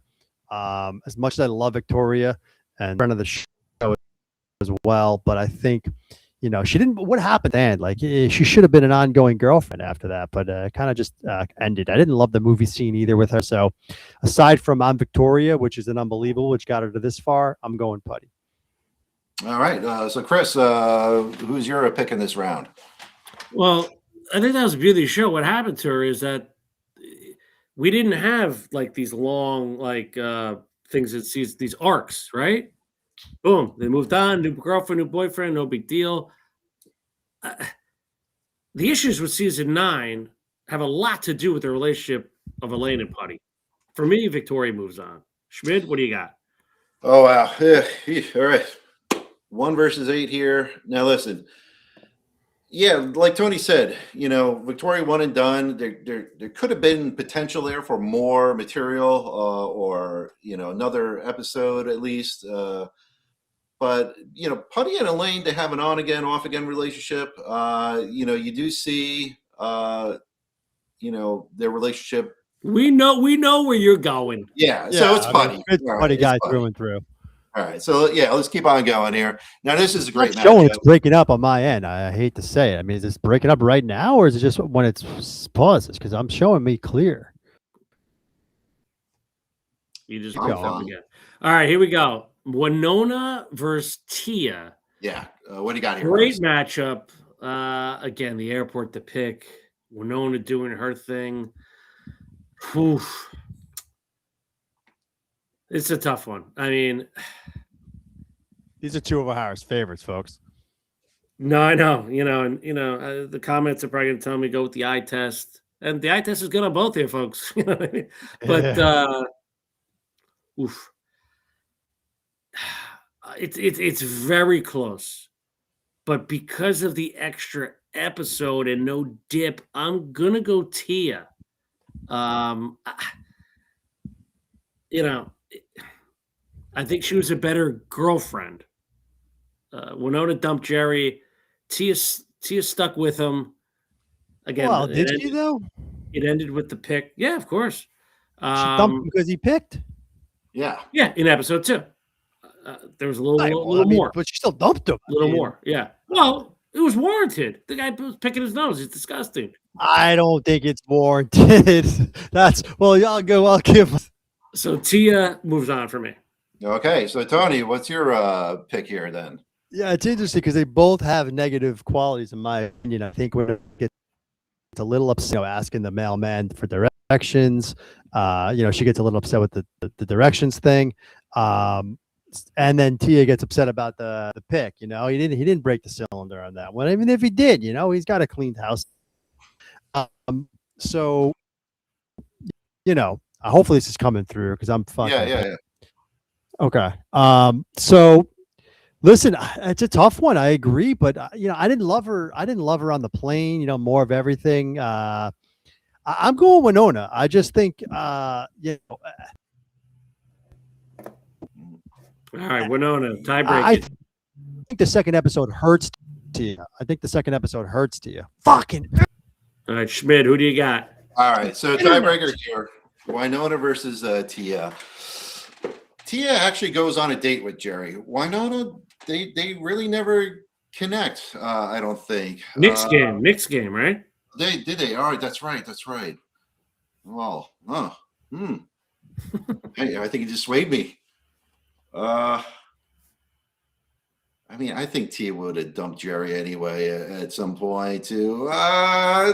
Winona, why not? All right, Winona moves on. So, all right, Tony, you got Karen and Rachel here. Who do you got? I think he might be. Got to do some quick hitters here. We have 90 minutes people have been on. Let's we lost Tony. I have a feeling Tony's probably going to go Rachel, but I'm not going to pick for him. Yeah. All right. Well, see, Karen Risotto. Both have been in multiple episodes, so they both got that going for them. So there's. And listen, if there's anyone in the South Carolina area, if you can bring over internet to Tony, he'd be very, very appreciative. I don't know why they don't have it down there, but we'll see. Yeah, the Rachel Karen, it's an interesting. It can go either way. I think this might be a tiebreaker one for you again, producer Chris. It may come down to a lot of tiebreakers at this point now, but hang with us, folks. Hang with us. Sorry for the technical difficulties. He's coming back. Or is he coming back? Let's see. He's going to come back angry, folks. So if we just... like the Hulk. If you just give him some grace here, everything will be okay. I think he was talking too much. I think we just got to give some quick hitters here. Yeah. All right. But we'll see. He's agree more, and then we'll be moving on faster. He's going to kick us off. The internet. He's got to go back to his the studio, his mother's house. He's not going to like us telling us that, but anyway. All right. So what do we got? We got Karen Rachel coming up as we wait for Tony. We got Aida, Crazy Joe. Wow, Aida made it, huh? Well, of course we know that you were a Cheryl fan. Yeah, sure. Listen. I had Cheryl going to the Final Four. Oh, here he is. Here he goes. All right, here we go, folks. The Don't worry about it. Fucking. Don't worry about it. Here we anyway. go. Karen and Rachel, give us a quick hit. Hey, even in Super Bowl, the light goes out on the goddamn sometimes. internet. You want me to put up pictures? Come on now, man. All right. We told it to just to get on you. I'm just messing around, folks. I'm just messing around. All right, what are we on? Karen the Risotto versus Rachel. Oh, Rachel. Risotto made it past one round, but I can't. Rachel for me is going to advance on this one. Kind of easy for me. This is a kind of a no-brainer. All right, and Chris. Hey, Rachel moves on. All right, here we go. All right, Chris, Aida versus Crazy Joe Davola. Yeah, another interesting one. You know what? Davola's the better character, but I'm going Aida here as far as girlfriend. Sure. All right. Tony, what do you got? Really interesting. Now, see, I'm a Crazy Joe Davola guy through and through, and and listen, he was a good boyfriend. He had passion for Elaine. By the way, folks, right? I'm surprised Tony didn't put Klompus on here and make his wife the girlfriend for crying out. So we know where he's going on this one. Just put the vote in already. Listen, I put Aida through the first round, but I'm going Crazy Joe on this one. Crazy Joe Davola. Now listen, the guy's a stalker at the end of the day. Okay, with all the pictures of Elaine. So it's Aida. Aida's got to win. Passionate. Well, yeah. There's crazy. Oh man, listen, God. He's known as Crazy Joe Davola. So. All right, so we're up. All right, here we go. Susan versus Joel Rifkin. I think Tony takes Susan and Rifkin. Joel Rifkin, yep. I'm going to put Susan through one more time. She's going to the Sweet 16 for me. I think there's enough meat on the bone there. I like her in the Bubble Boy, especially, kind of making out with George in front of the, Yeah, the slips so I can swing at the best of them. And she kind of, she kind of, dabbles on the other side of things for a little while. So a lot going on there with Susan. In the end, I think she was ready to go all the way with George, which tells me a lot. So I'm going to say Susan. All right. Chris, you agree there? Yeah. I mean, the dabbling it kind of takes away from being the girlfriend of George, but I hear what you're saying. Susan moves on. All right. So we got Marcy versus Dalrymple. Chris, who's your pick here? You know what? Listen, I'm a Russell guy. Russell moves on here. It's a little bit pathetic, but he's the president of NBC, and he's infatuated with Elaine, but it makes for great television. He's really into her. She was into her a little bit in the beginning, and then it fell off. But I appreciate the effort of Russell here. And he doesn't do it in a creepy Joe Davola way. So for me, Russell moves on. Okay. Good. Tony, do you agree there? No, well, it's interesting because I took Sylvia over Marcy in the first round, but in this matchup, for what we're talking about, I really liked Marcy. I really liked Suzanne Cryer. I thought she, hit every cylinder there. A bit of a bad girl, which George couldn't keep up with eventually. But yada yada yada is a big enough part of the show as well. And was Dalrymple? He was infatuated. If we're going to see Crazy Joe was infatuated, Dalrymple was just as infatuated. And so I'm going to might throw a curveball here for folks, but I'm going to say Marcy on this one. All right. So here's a tiebreaker here. And here's what I got to say. Dalrymple's kind of a downer for me. So Marcy, she's more of the fun going one. So that's why she's moving on. So I agree with Tony here. I agree. Bunch of pink cats. So here we go. Sidra versus 12 seed in the Sweet 16. Sidra versus Toby here. Good one. Tony, what do you got? Yeah, this is a good one. And again, this is another one where I don't remember if I took Toby or not first round, but in this round, I think I am going to go with Toby for all the reasons that O'Hara mentioned on Toby in the first round. The laugh, she sticks it to Jerry. She's having a good old time. Kramer's loyal to her, saving the pinky toe and everything else. I just thought she was a great character, friend of the show as well, obviously. And yeah, I mean, to Hara's point earlier with Sidra, what did she really do for you besides, Real and Spectacular? I mean, she wasn't really, I don't know. She, as far as girlfriends go, she didn't really give Jerry a chance there. So I'm going to go Toby. I think her and Kramer had a good thing going. All right. Chris, how about your thoughts here? Yeah, listen, who am I getting a cup of coffee with? Doesn't really matter. Toby moves on to everything Tony just said. Here we go. All right. I love both these characters. Big time. In this next matchup, I love both characters. But Chris, Dr. Reston versus Jake Jarmel. Who do you got?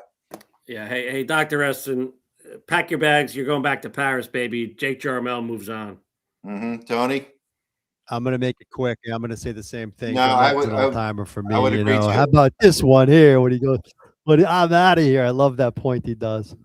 All right. Keith Hernandez versus Gina. Tony, does Gina pull an upset? Show Me the Stooges was great. Martine was great, but I'm Keith Hernandez is better. So, give me number 17 on this one. Yeah. All right. Keith was part of a double episode. So, Chris, do you agree that he should be moving on? Yeah. I mean, listen, the first base, second base, rounding home talk, Hernandez moves on. All right. Tina, the old roommate of Elaine, who did date Kramer in the Truth episode, versus Carrie, Mrs. Sokol, the unemployment lady's daughter. Who do you got, Tony? No, this is me, but here this might be the hardest one so far in round two. This is a tough one, and it's about impact. And I think Tony laid it out perfectly when he described her. I'm going Sokol's daughter here to move on. I mean, It was a one scene, but boy, did she pack a punch. And you learned a lot about her, and it emphasized everything George is about. So for me, that relationship was incredible. So, all right, Tony, what do you got here? Listen, I'm with him on this one. I think Carrie, Mrs. Sokol's daughter, the box of nails line, the whole thing there. I haven't had a Big Mac in a long time. The whole, well, am I going to call you when I get home? George's reaction. Am I going to call you? What do you think?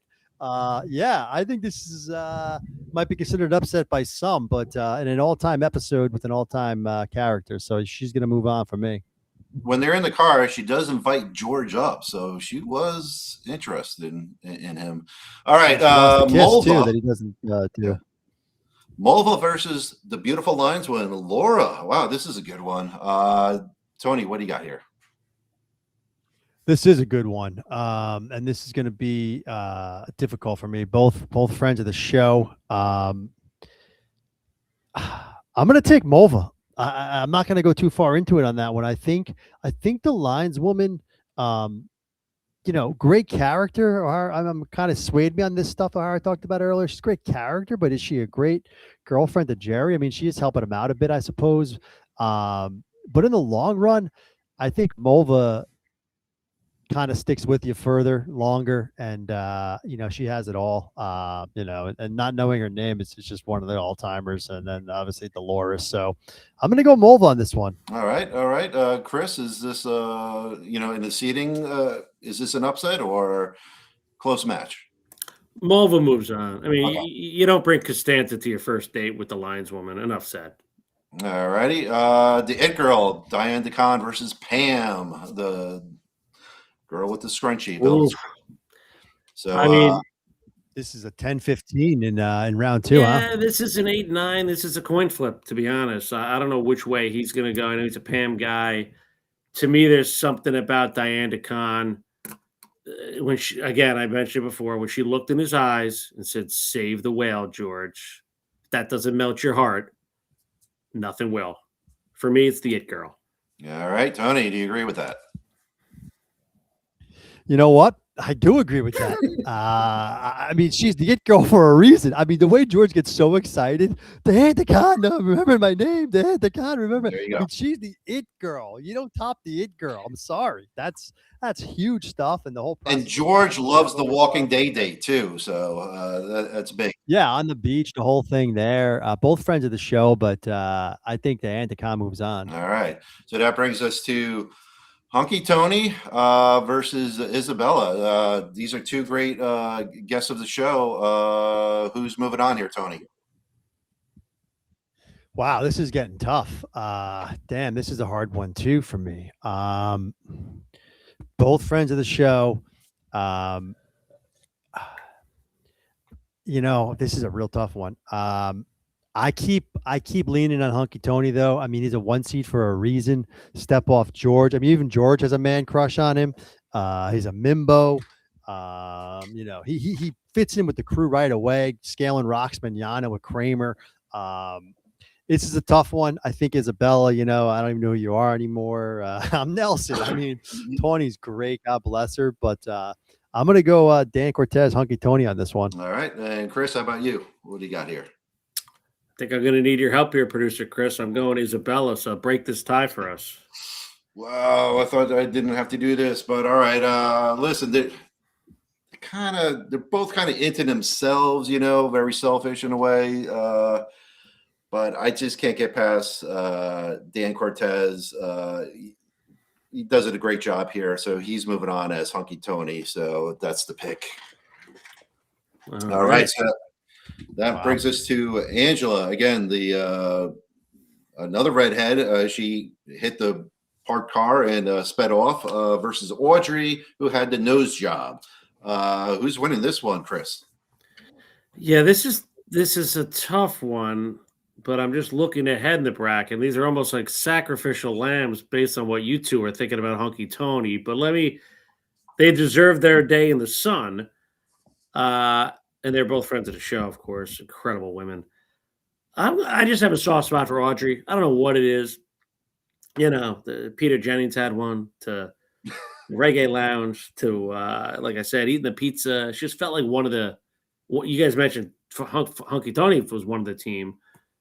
Give me Audrey. She's a roommate with Elaine, hanging out with everybody, dated both of them. For me, Audrey moves on. All right, Tony, how about you? What's your pick? Angela, lousy thug. I'm going Audrey as well.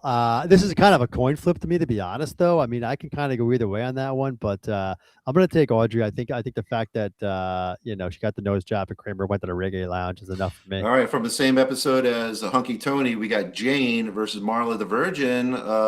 Tony, does Marla still have it to move on? What do you got?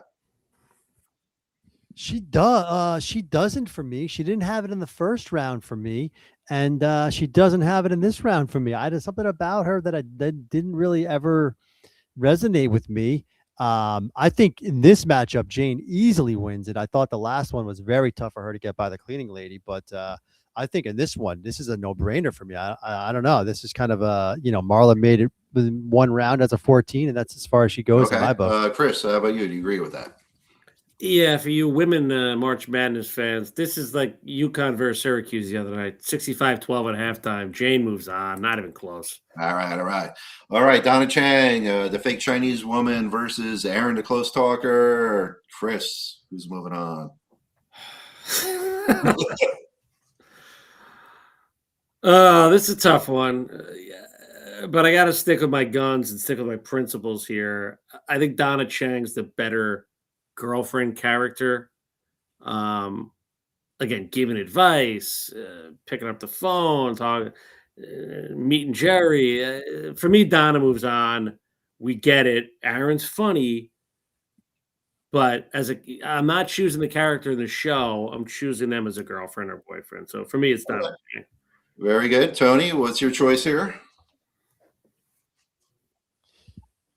Yeah, listen, it's not as easy as I think he thinks it's going to be here. What does that mean?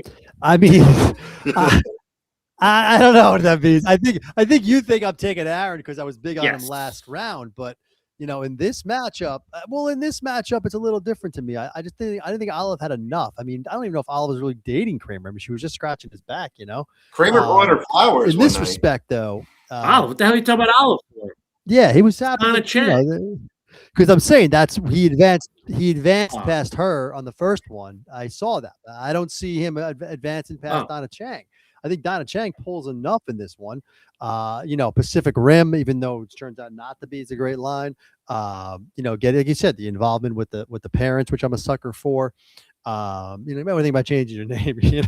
I just thought Donna Chang was great. I think she pulled the wool over Jerry's eyes, and the lines are crossed. And all right, well, there you have it, folks. All right, so back to Putty in Monk's round versus Winona. Woo, Tony. All right, here we go. It's getting tougher now. Who do you got in this one? Okay, now Putty's meeting a few matches here that where things can get interesting because I just love how happy Jerry is to see Winona. So happy to read the whole cigar store Indian with her. She's friends with Elaine, which is always interesting how Jerry meets these girls, sneaks into the card game. Oh, Winona's gonna be there. Very unassuming. Putty, does Putty have enough here? I mean, a lot of people are saying Putty. It's a tough one. I just think if you're gonna go boyfriend, girlfriend, you kind of have to push Putty one more, in my opinion. So I'm gonna say Putty, but it's close. I think Winona puts up a fight here, maybe an overtime win for Putty. All right. That means Chris, what's your choice? Is Putty moving on? I'm just picking Putty because I know Schmidt is gonna. So let's move on. You don't know. I know. All right, Rach. Well, that's kind of why I picked it, because it would have been a tiebreak. Yeah. Believe me, it pains me to move him up because season 9 was so bad. Does. And he's a big reason for that. Or maybe he's a reason it got saved. Well, no, he's not. That's the reason why I moved him on, because he's the only reason season 9 wasn't terrible. Well, so there you go. So Chris, right, so you like Elaine every 5 minutes? We're broken up. You like that stuff?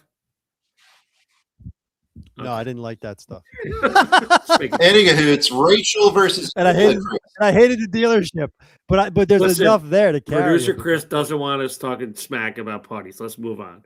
I would have been all right with Putty going. It's the Aaron that I would have wanted to move on.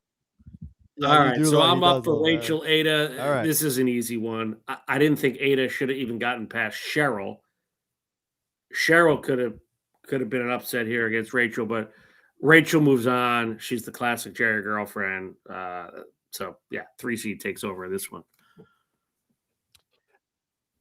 Yeah, listen, you're probably right about that in hindsight. Cheryl got a tough draw, and once Aida kind of moved on, I didn't think she got past Crazy Joe, but hey, here we are. So we all got our losses, but in this one, this is a no-brainer. Rachel moves on. All right. All right, Susan, still number 1 seed, advancing. Does she have enough to go past Marcy? So, Tony, what do you got? This is Susan against Marcy, huh? See, I pushed Putty through. How do I not push Susan through? I mean, it's kind of the same deal here, right? It's like longevity. It's a lot of episodes. Does the good outweigh the bad? That sort of stuff is going through my head. And, I did like Marcy in the last matchup. I don't know if Marcy has enough to get by this one, though. I think Susan is just too much of a stalwart in this, fixture, if you will. So I'm going to go Susan. Right. Chris, what do you got? You said the good outweighs the bad. I disagree. I think the bad outweighs the good. And season 7 was brutal with her. I didn't like how that Achiever letters. No, I'm aware. The rye. These are solid. Bubble Boy. I know it's season 5. Bubble Boy season 4. She's in some good ones. She was only season 4. Yeah, again, hats off. But she wasn't the Cheever letters. She wasn't the Bubble Boy. She read the letter. Last night was bliss. Hey, yada yada. Marcy moves on. Oh boy! So here we go. Here's where I have to make my money here. All right, in her. All right, Susan versus Marcy. I mean, Just Doesn't remember who joined this show. I test. doesn't I Marcy test is Marcy. end up in jail at the end of the episode? So Yeah, is that's that hot. That's hot. Kate Sheet, right?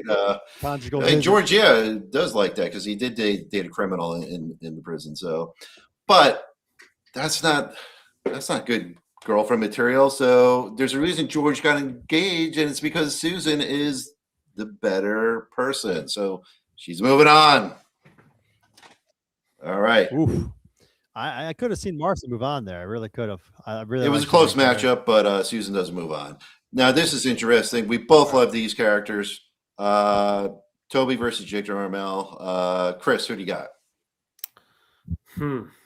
This is a I this thought I is was a first. good one, but I I'm gotta not. look at. I'm looking ahead, and I'm trying to think what you guys are thinking. And I love Toby. Come on, just do what you want to do. Don't know what we're thinking. Hey, it's strategic. It's strategic because I have to look ahead and see what's going on here. Okay. No. You make the And pick that's again, in front friend of of you. the show, Toby. I think Hell's Kitchen. The whole thing there.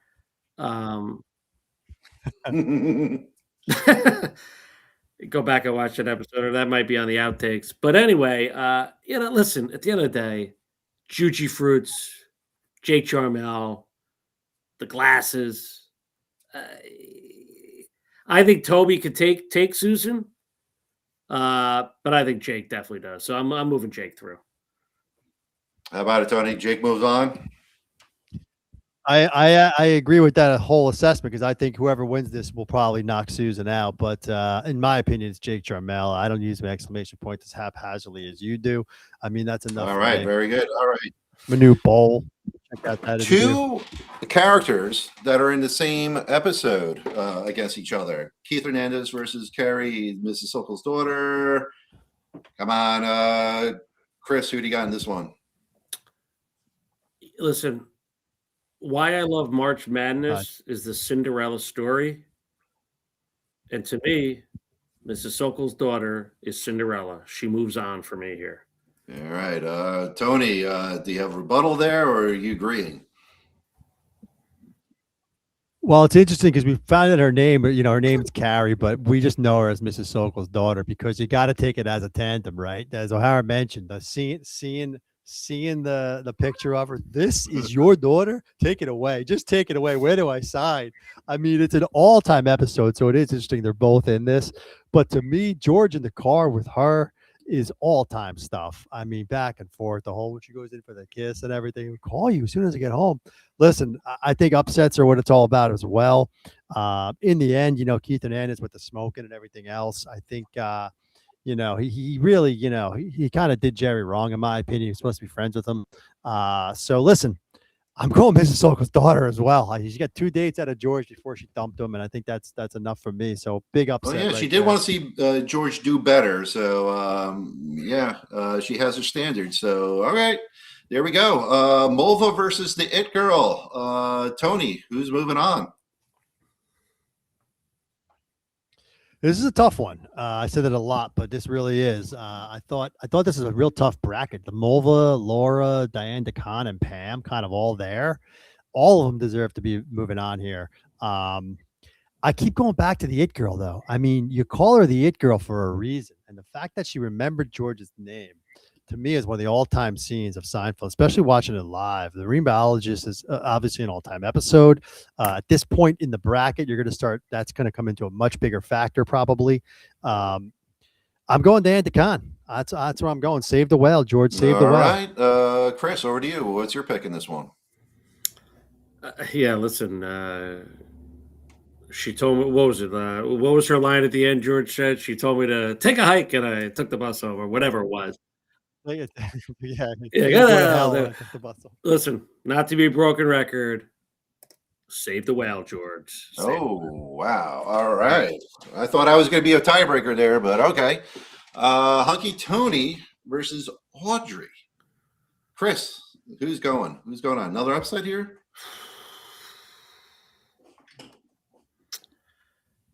Listen, there's a few Cinderellas in this, but Cinderella's got to go back home on this one. Hunky Tony moves on. All right. Tony. Is Tony your pick?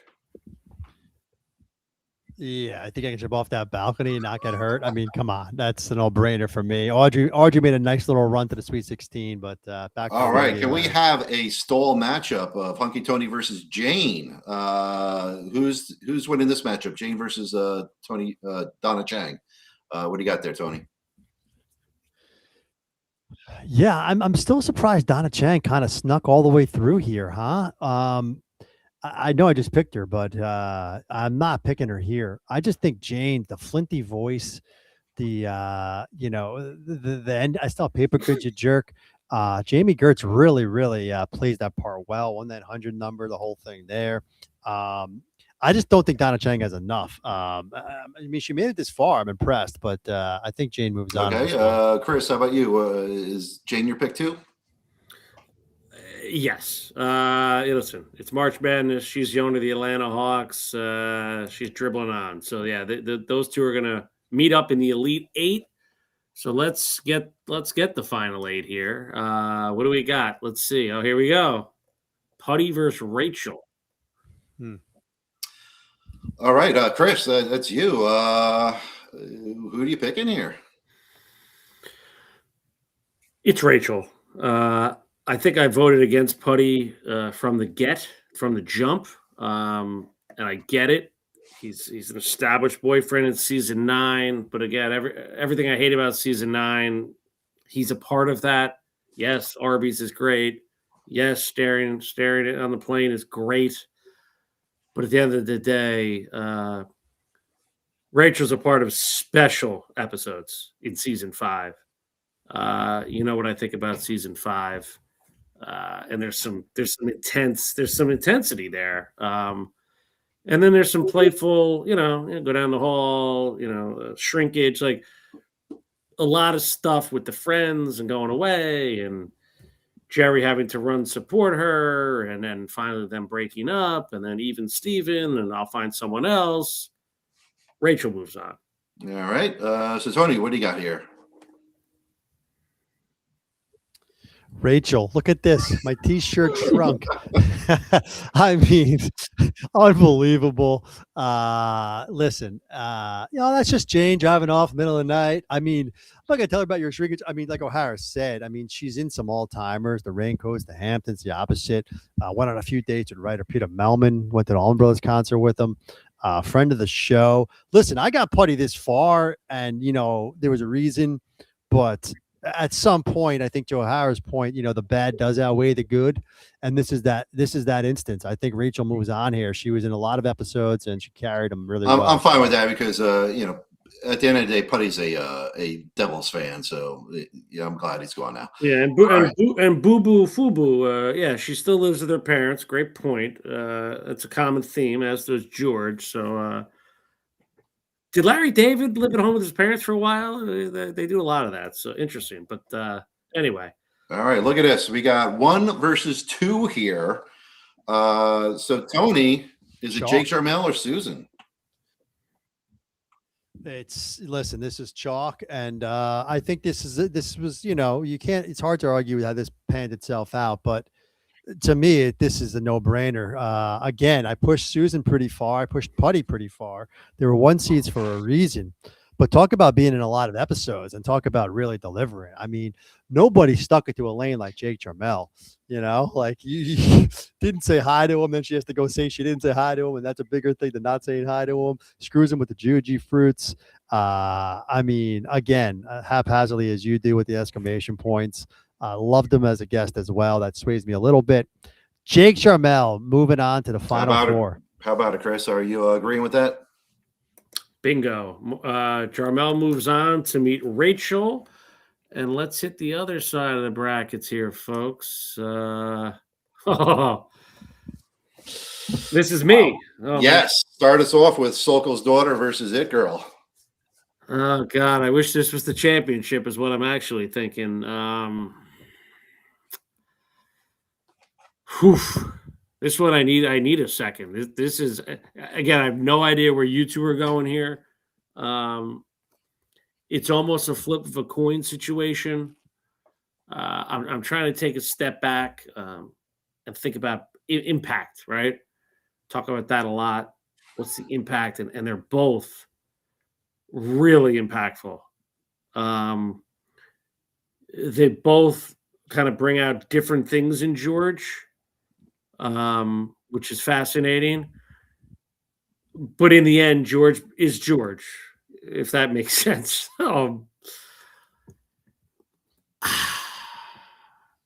Let's put it this way. I'm going to look. I'm going to be a glass half full guy. Okay, a glass half full guy chooses Diana Khan. Right? It's George. George kind of at his best, at his happy. He's just joyous. He goes and saves the whale, for crying out loud. Like, he went in the ocean for this woman. He just wanted to drop off Mr. Sokol, the Big Mac, and he's done. All right. So I'm going with the It Girl. I think she carried just a little more weight here. All right, Tony, how about you? Am I have to be a tiebreaker here, or is the It Girl also moving on? It's great analysis. Listen, he's nailed it on the head if you think about it, because he has Carrie, Mrs. Sokol's daughter. That's the lying George. That's the deceitful George. That's the trying to pull one over George. Doesn't want, takes it to McDonald's, the whole thing. And then he couldn't believe when Jerry tells him, she remembered my name. Diane DeCon remembered my name. He's been thinking about this, for how long? And then Jerry runs into her at the ATM machine, sets the whole thing up, expect the call. If you're lying to me, this is a joke. He gets all mad at him like that. Unbelievable scene there. She's the It Girl for a reason. I keep going back to that because that's something in this, it just means more. Yeah, I got Diane DeCon. No tiebreaker needed. I think she moves on here to Final Four as a all right. Woo. That was wow. Didn't expect Carrie, the Mrs. Sokol's daughter, to go that far, but there you have it. All right. This could be the matchup of the day so far. Hunky Tony versus Jane. Tony, who's your pick? Yeah, listen, the same episode again. We got a matchup on the same episode, which is interesting. But to me, this is kind of an easy one for an Elite Eight matchup. I don't know who from this bracket would have given Hunky Tony a run for his money. Maybe Georgie Porgy. She didn't even make it out of the round. That's who Jane beat here. So, yeah, I'm thinking I got to go with Dan Cortez in this one. He's got to be a Final Four, man. All right, Chris, how about you? Who's your pick? Yeah, I think I got to agree with him here. Jane is incredible. This isn't a knock at her at all.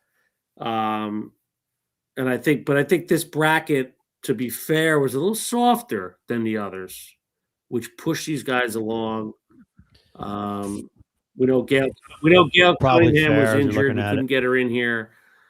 She could have made a run, but yeah, Hunky Tony, he gets to the Final Four, but with an easy path. Keep that in mind, folks. So here we go. We got our Final Four. I mean, his biggest matchup was probably Tony Catanian. Yeah, and I think I voted for Tony Catanian, if memory serves. Right.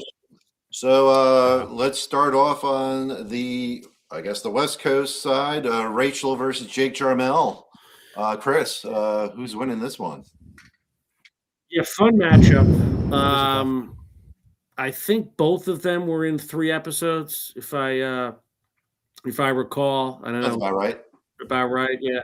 Yeah, if you don't count Jarmel as the cop. If you don't count I'm not counting him, then I think that'd be 4. Right. The glasses one, okay, the Juji fruits. I mean, his impact, we all know, was the exclamation points. I mean, that's a put him on the map. Him cooking at Elaine's, right? Got the sleeves rolled up, got to do his thing. But you remember scenes. You remember big episodes, and he brought it. Listen, Rachel's Rachel. She's kind of, she's consistent. Kind of like Jeter gets 200 hits, solid. You're not going to kill him. But she didn't hit any home runs. Let's be honest. I think Jarmel did, and I think that's what moves Jarmel to the finals. All right, and Tony, how about you? Is Jarmel also your pick? Interesting, because coming into this, I thought I would take Jarmel all the way to the finals, but seeing this now matchup, it's interesting because when you go through, he was in sniffing account is obviously his best. If it just ended with sniffing account, he might have actually made it. This might be one of those where more hurts him, because the Juji Fruit stuff and the scofflaw stuff is a lot of antagonizing Elaine. It's not really boyfriend stuff. I mean, sniffing account was unbelievable in my opinion. One of the best scenes ever with the wine, as O'Hara mentioned. I love it. The whole thing there. Perfect boyfriend. You're a perfect boyfriend. Till he doesn't use the exclamation point. Rachel leads to a lot of stuff. The Hamptons walking in on George. We talked about it earlier. This is not as easy as I thought it was going to be. I kind of think, look at, for what the bracket is, I'm going to go Rachel. I think, girlfriend of Jerry has a lot of pull, if you will, major girlfriend in several episodes, leads the Hamptons, the whole thing there.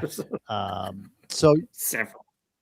Yeah, I mean, she's in the opposite, I guess, but not a lot going on. All right, who's the tiebreaker? I don't know. I mean, I'm going to go All right, Rachel. well, just to see here. I'll say right off the bat, my pick is Jake Jarmel. Like you said, he's cooking, he's cleaning her apartment. She, like you said, Tony, she comes in and is like, "You're the perfect man." He is the perfect boyfriend. There was, other than the exclamation point, that's an Elaine problem. Elaine is what screwed up the relationship. Rachel actually broke up with Jerry. Jerry's like, "All right, yeah, I'm fine with it. I'm fine. I'll get another girlfriend." So, Jerry just saw her as, a dime a dozen. So it's Jake Jarmel that wins this. So that brings us over to the other side. Diane, the It Girl, versus Hunky Tony. Who's going on to face Jake Jarmel? What do you got there, Tony? Yeah, listen. This is the finals. I know I just took Rachel, but this is the final I think that we all wanted to see, which is interesting because everyone probably thought girlfriends are yelling out all the different names, tractor girl, this and that. But when it comes down to it, it might just be two men in the finals here because I'm going Hunky Tony on this one. I think Diane DeCon made a hell of a run, but I just keep going back to Cortez. I mean, he's perfect as Elaine describes him as perfect. So I'm thinking he's got to take the cake here. All right, Chris, your thoughts here. I couldn't disagree more. It's the It Girl. The things we've been saying the whole time. She brought out the best. The way you just described George, like when he heard the news, that's special. Elaine was just going after him because he's a mimbo. Hunky Tony. And I think you're taking a lot of the episode into it versus the impact on George. There's no impact on Elaine. What happened to his face? Like, that was funny. But when we're talking girlfriend, boyfriend, it is the It Girl. And let's see if producer Chris agrees. Well, yeah, so here you go. I mean, love Hunky Tony, a great character. But again, he's kind of a dick to Elaine, hey, give me the comics, and more juice. And, Elaine, again, she wasn't into his personality. He was just into his looks. And that's only going to carry you so far. So that's why the It Girl is going to the final against Jarmel. All right. Here's the matchup. So, Chris, perfect man versus the It Girl. Who's winning this one? Listen, you keep riding the hot hand. That's what you do in March Madness. That's what you do in Seinfeld March Madness.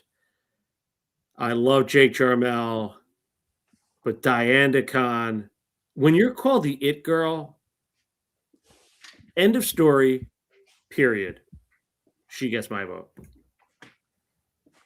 All right. So Tony, is this going to be it? Is Diane DeCon the winner, or does Jake Jarmel still have a shot?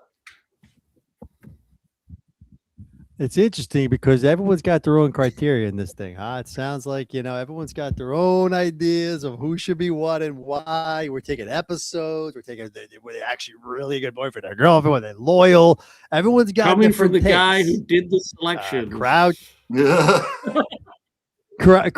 chime. I gave these guys 100 tries. I go, pick whoever you want. Here's the guys I left off. Pick who. Oh, it's good. Everything's good. So I don't want to hear any complaints about the selection committee. They had ample chances to put in their picks. And this is what it came down to: Jarmel against Diane DeCon. And it's interesting because one was called the perfect boyfriend, and one is called the it girl. So I mean, how did that work out? Exactly how it should, right? I mean. It's the perfect boyfriend and the it girl, and this is a tough one. I don't even remember who. Listen, my heart was leaning towards Jarmel this whole time, but as O'Hara says, as this thing kind of goes through, you kind of go with the hot hand. The more you talk about it, the more it becomes clearer and clearer that that this was a 20-year journey for this girl to finally get with George. And he had to, of course, in George's way, he had to fake being a marine biologist to get with her, but it worked. The squeaking and the squeals. He ended up saving the whale for her, diving into the ocean for her, the whole thing. Dan DeCon, the hit girl. I tell you, Dan DeCon, I'm proud of you. I'm proud you came along. Rosalind Allen, I mean, as good as it gets. Beautiful. George loved her. I mean, I don't know if we saw this coming from the start, but as you start picking it apart and peeling back, well, let's give it up to Marty Rackman, also a friend of the show. Oh, unbelievable! He would have been my pick if it came down to the tiebreaker. Actually, he would have been my pick as the overall winner in this matchup, but it came down to you guys. You guys said it's the it girl, so that's the champion between the best boyfriend girlfriend on Seinfeld. So that's March Madness, folks. Let us have it, baby. Chat. Let us have it. Thanks for tuning in, everyone, and I'm glad that you all had your opinions. Everyone's got their opinions, but that's what makes it great, right? So, Diane DeCon, the it girl. Great stuff. Thanks, everybody. Thanks for joining us.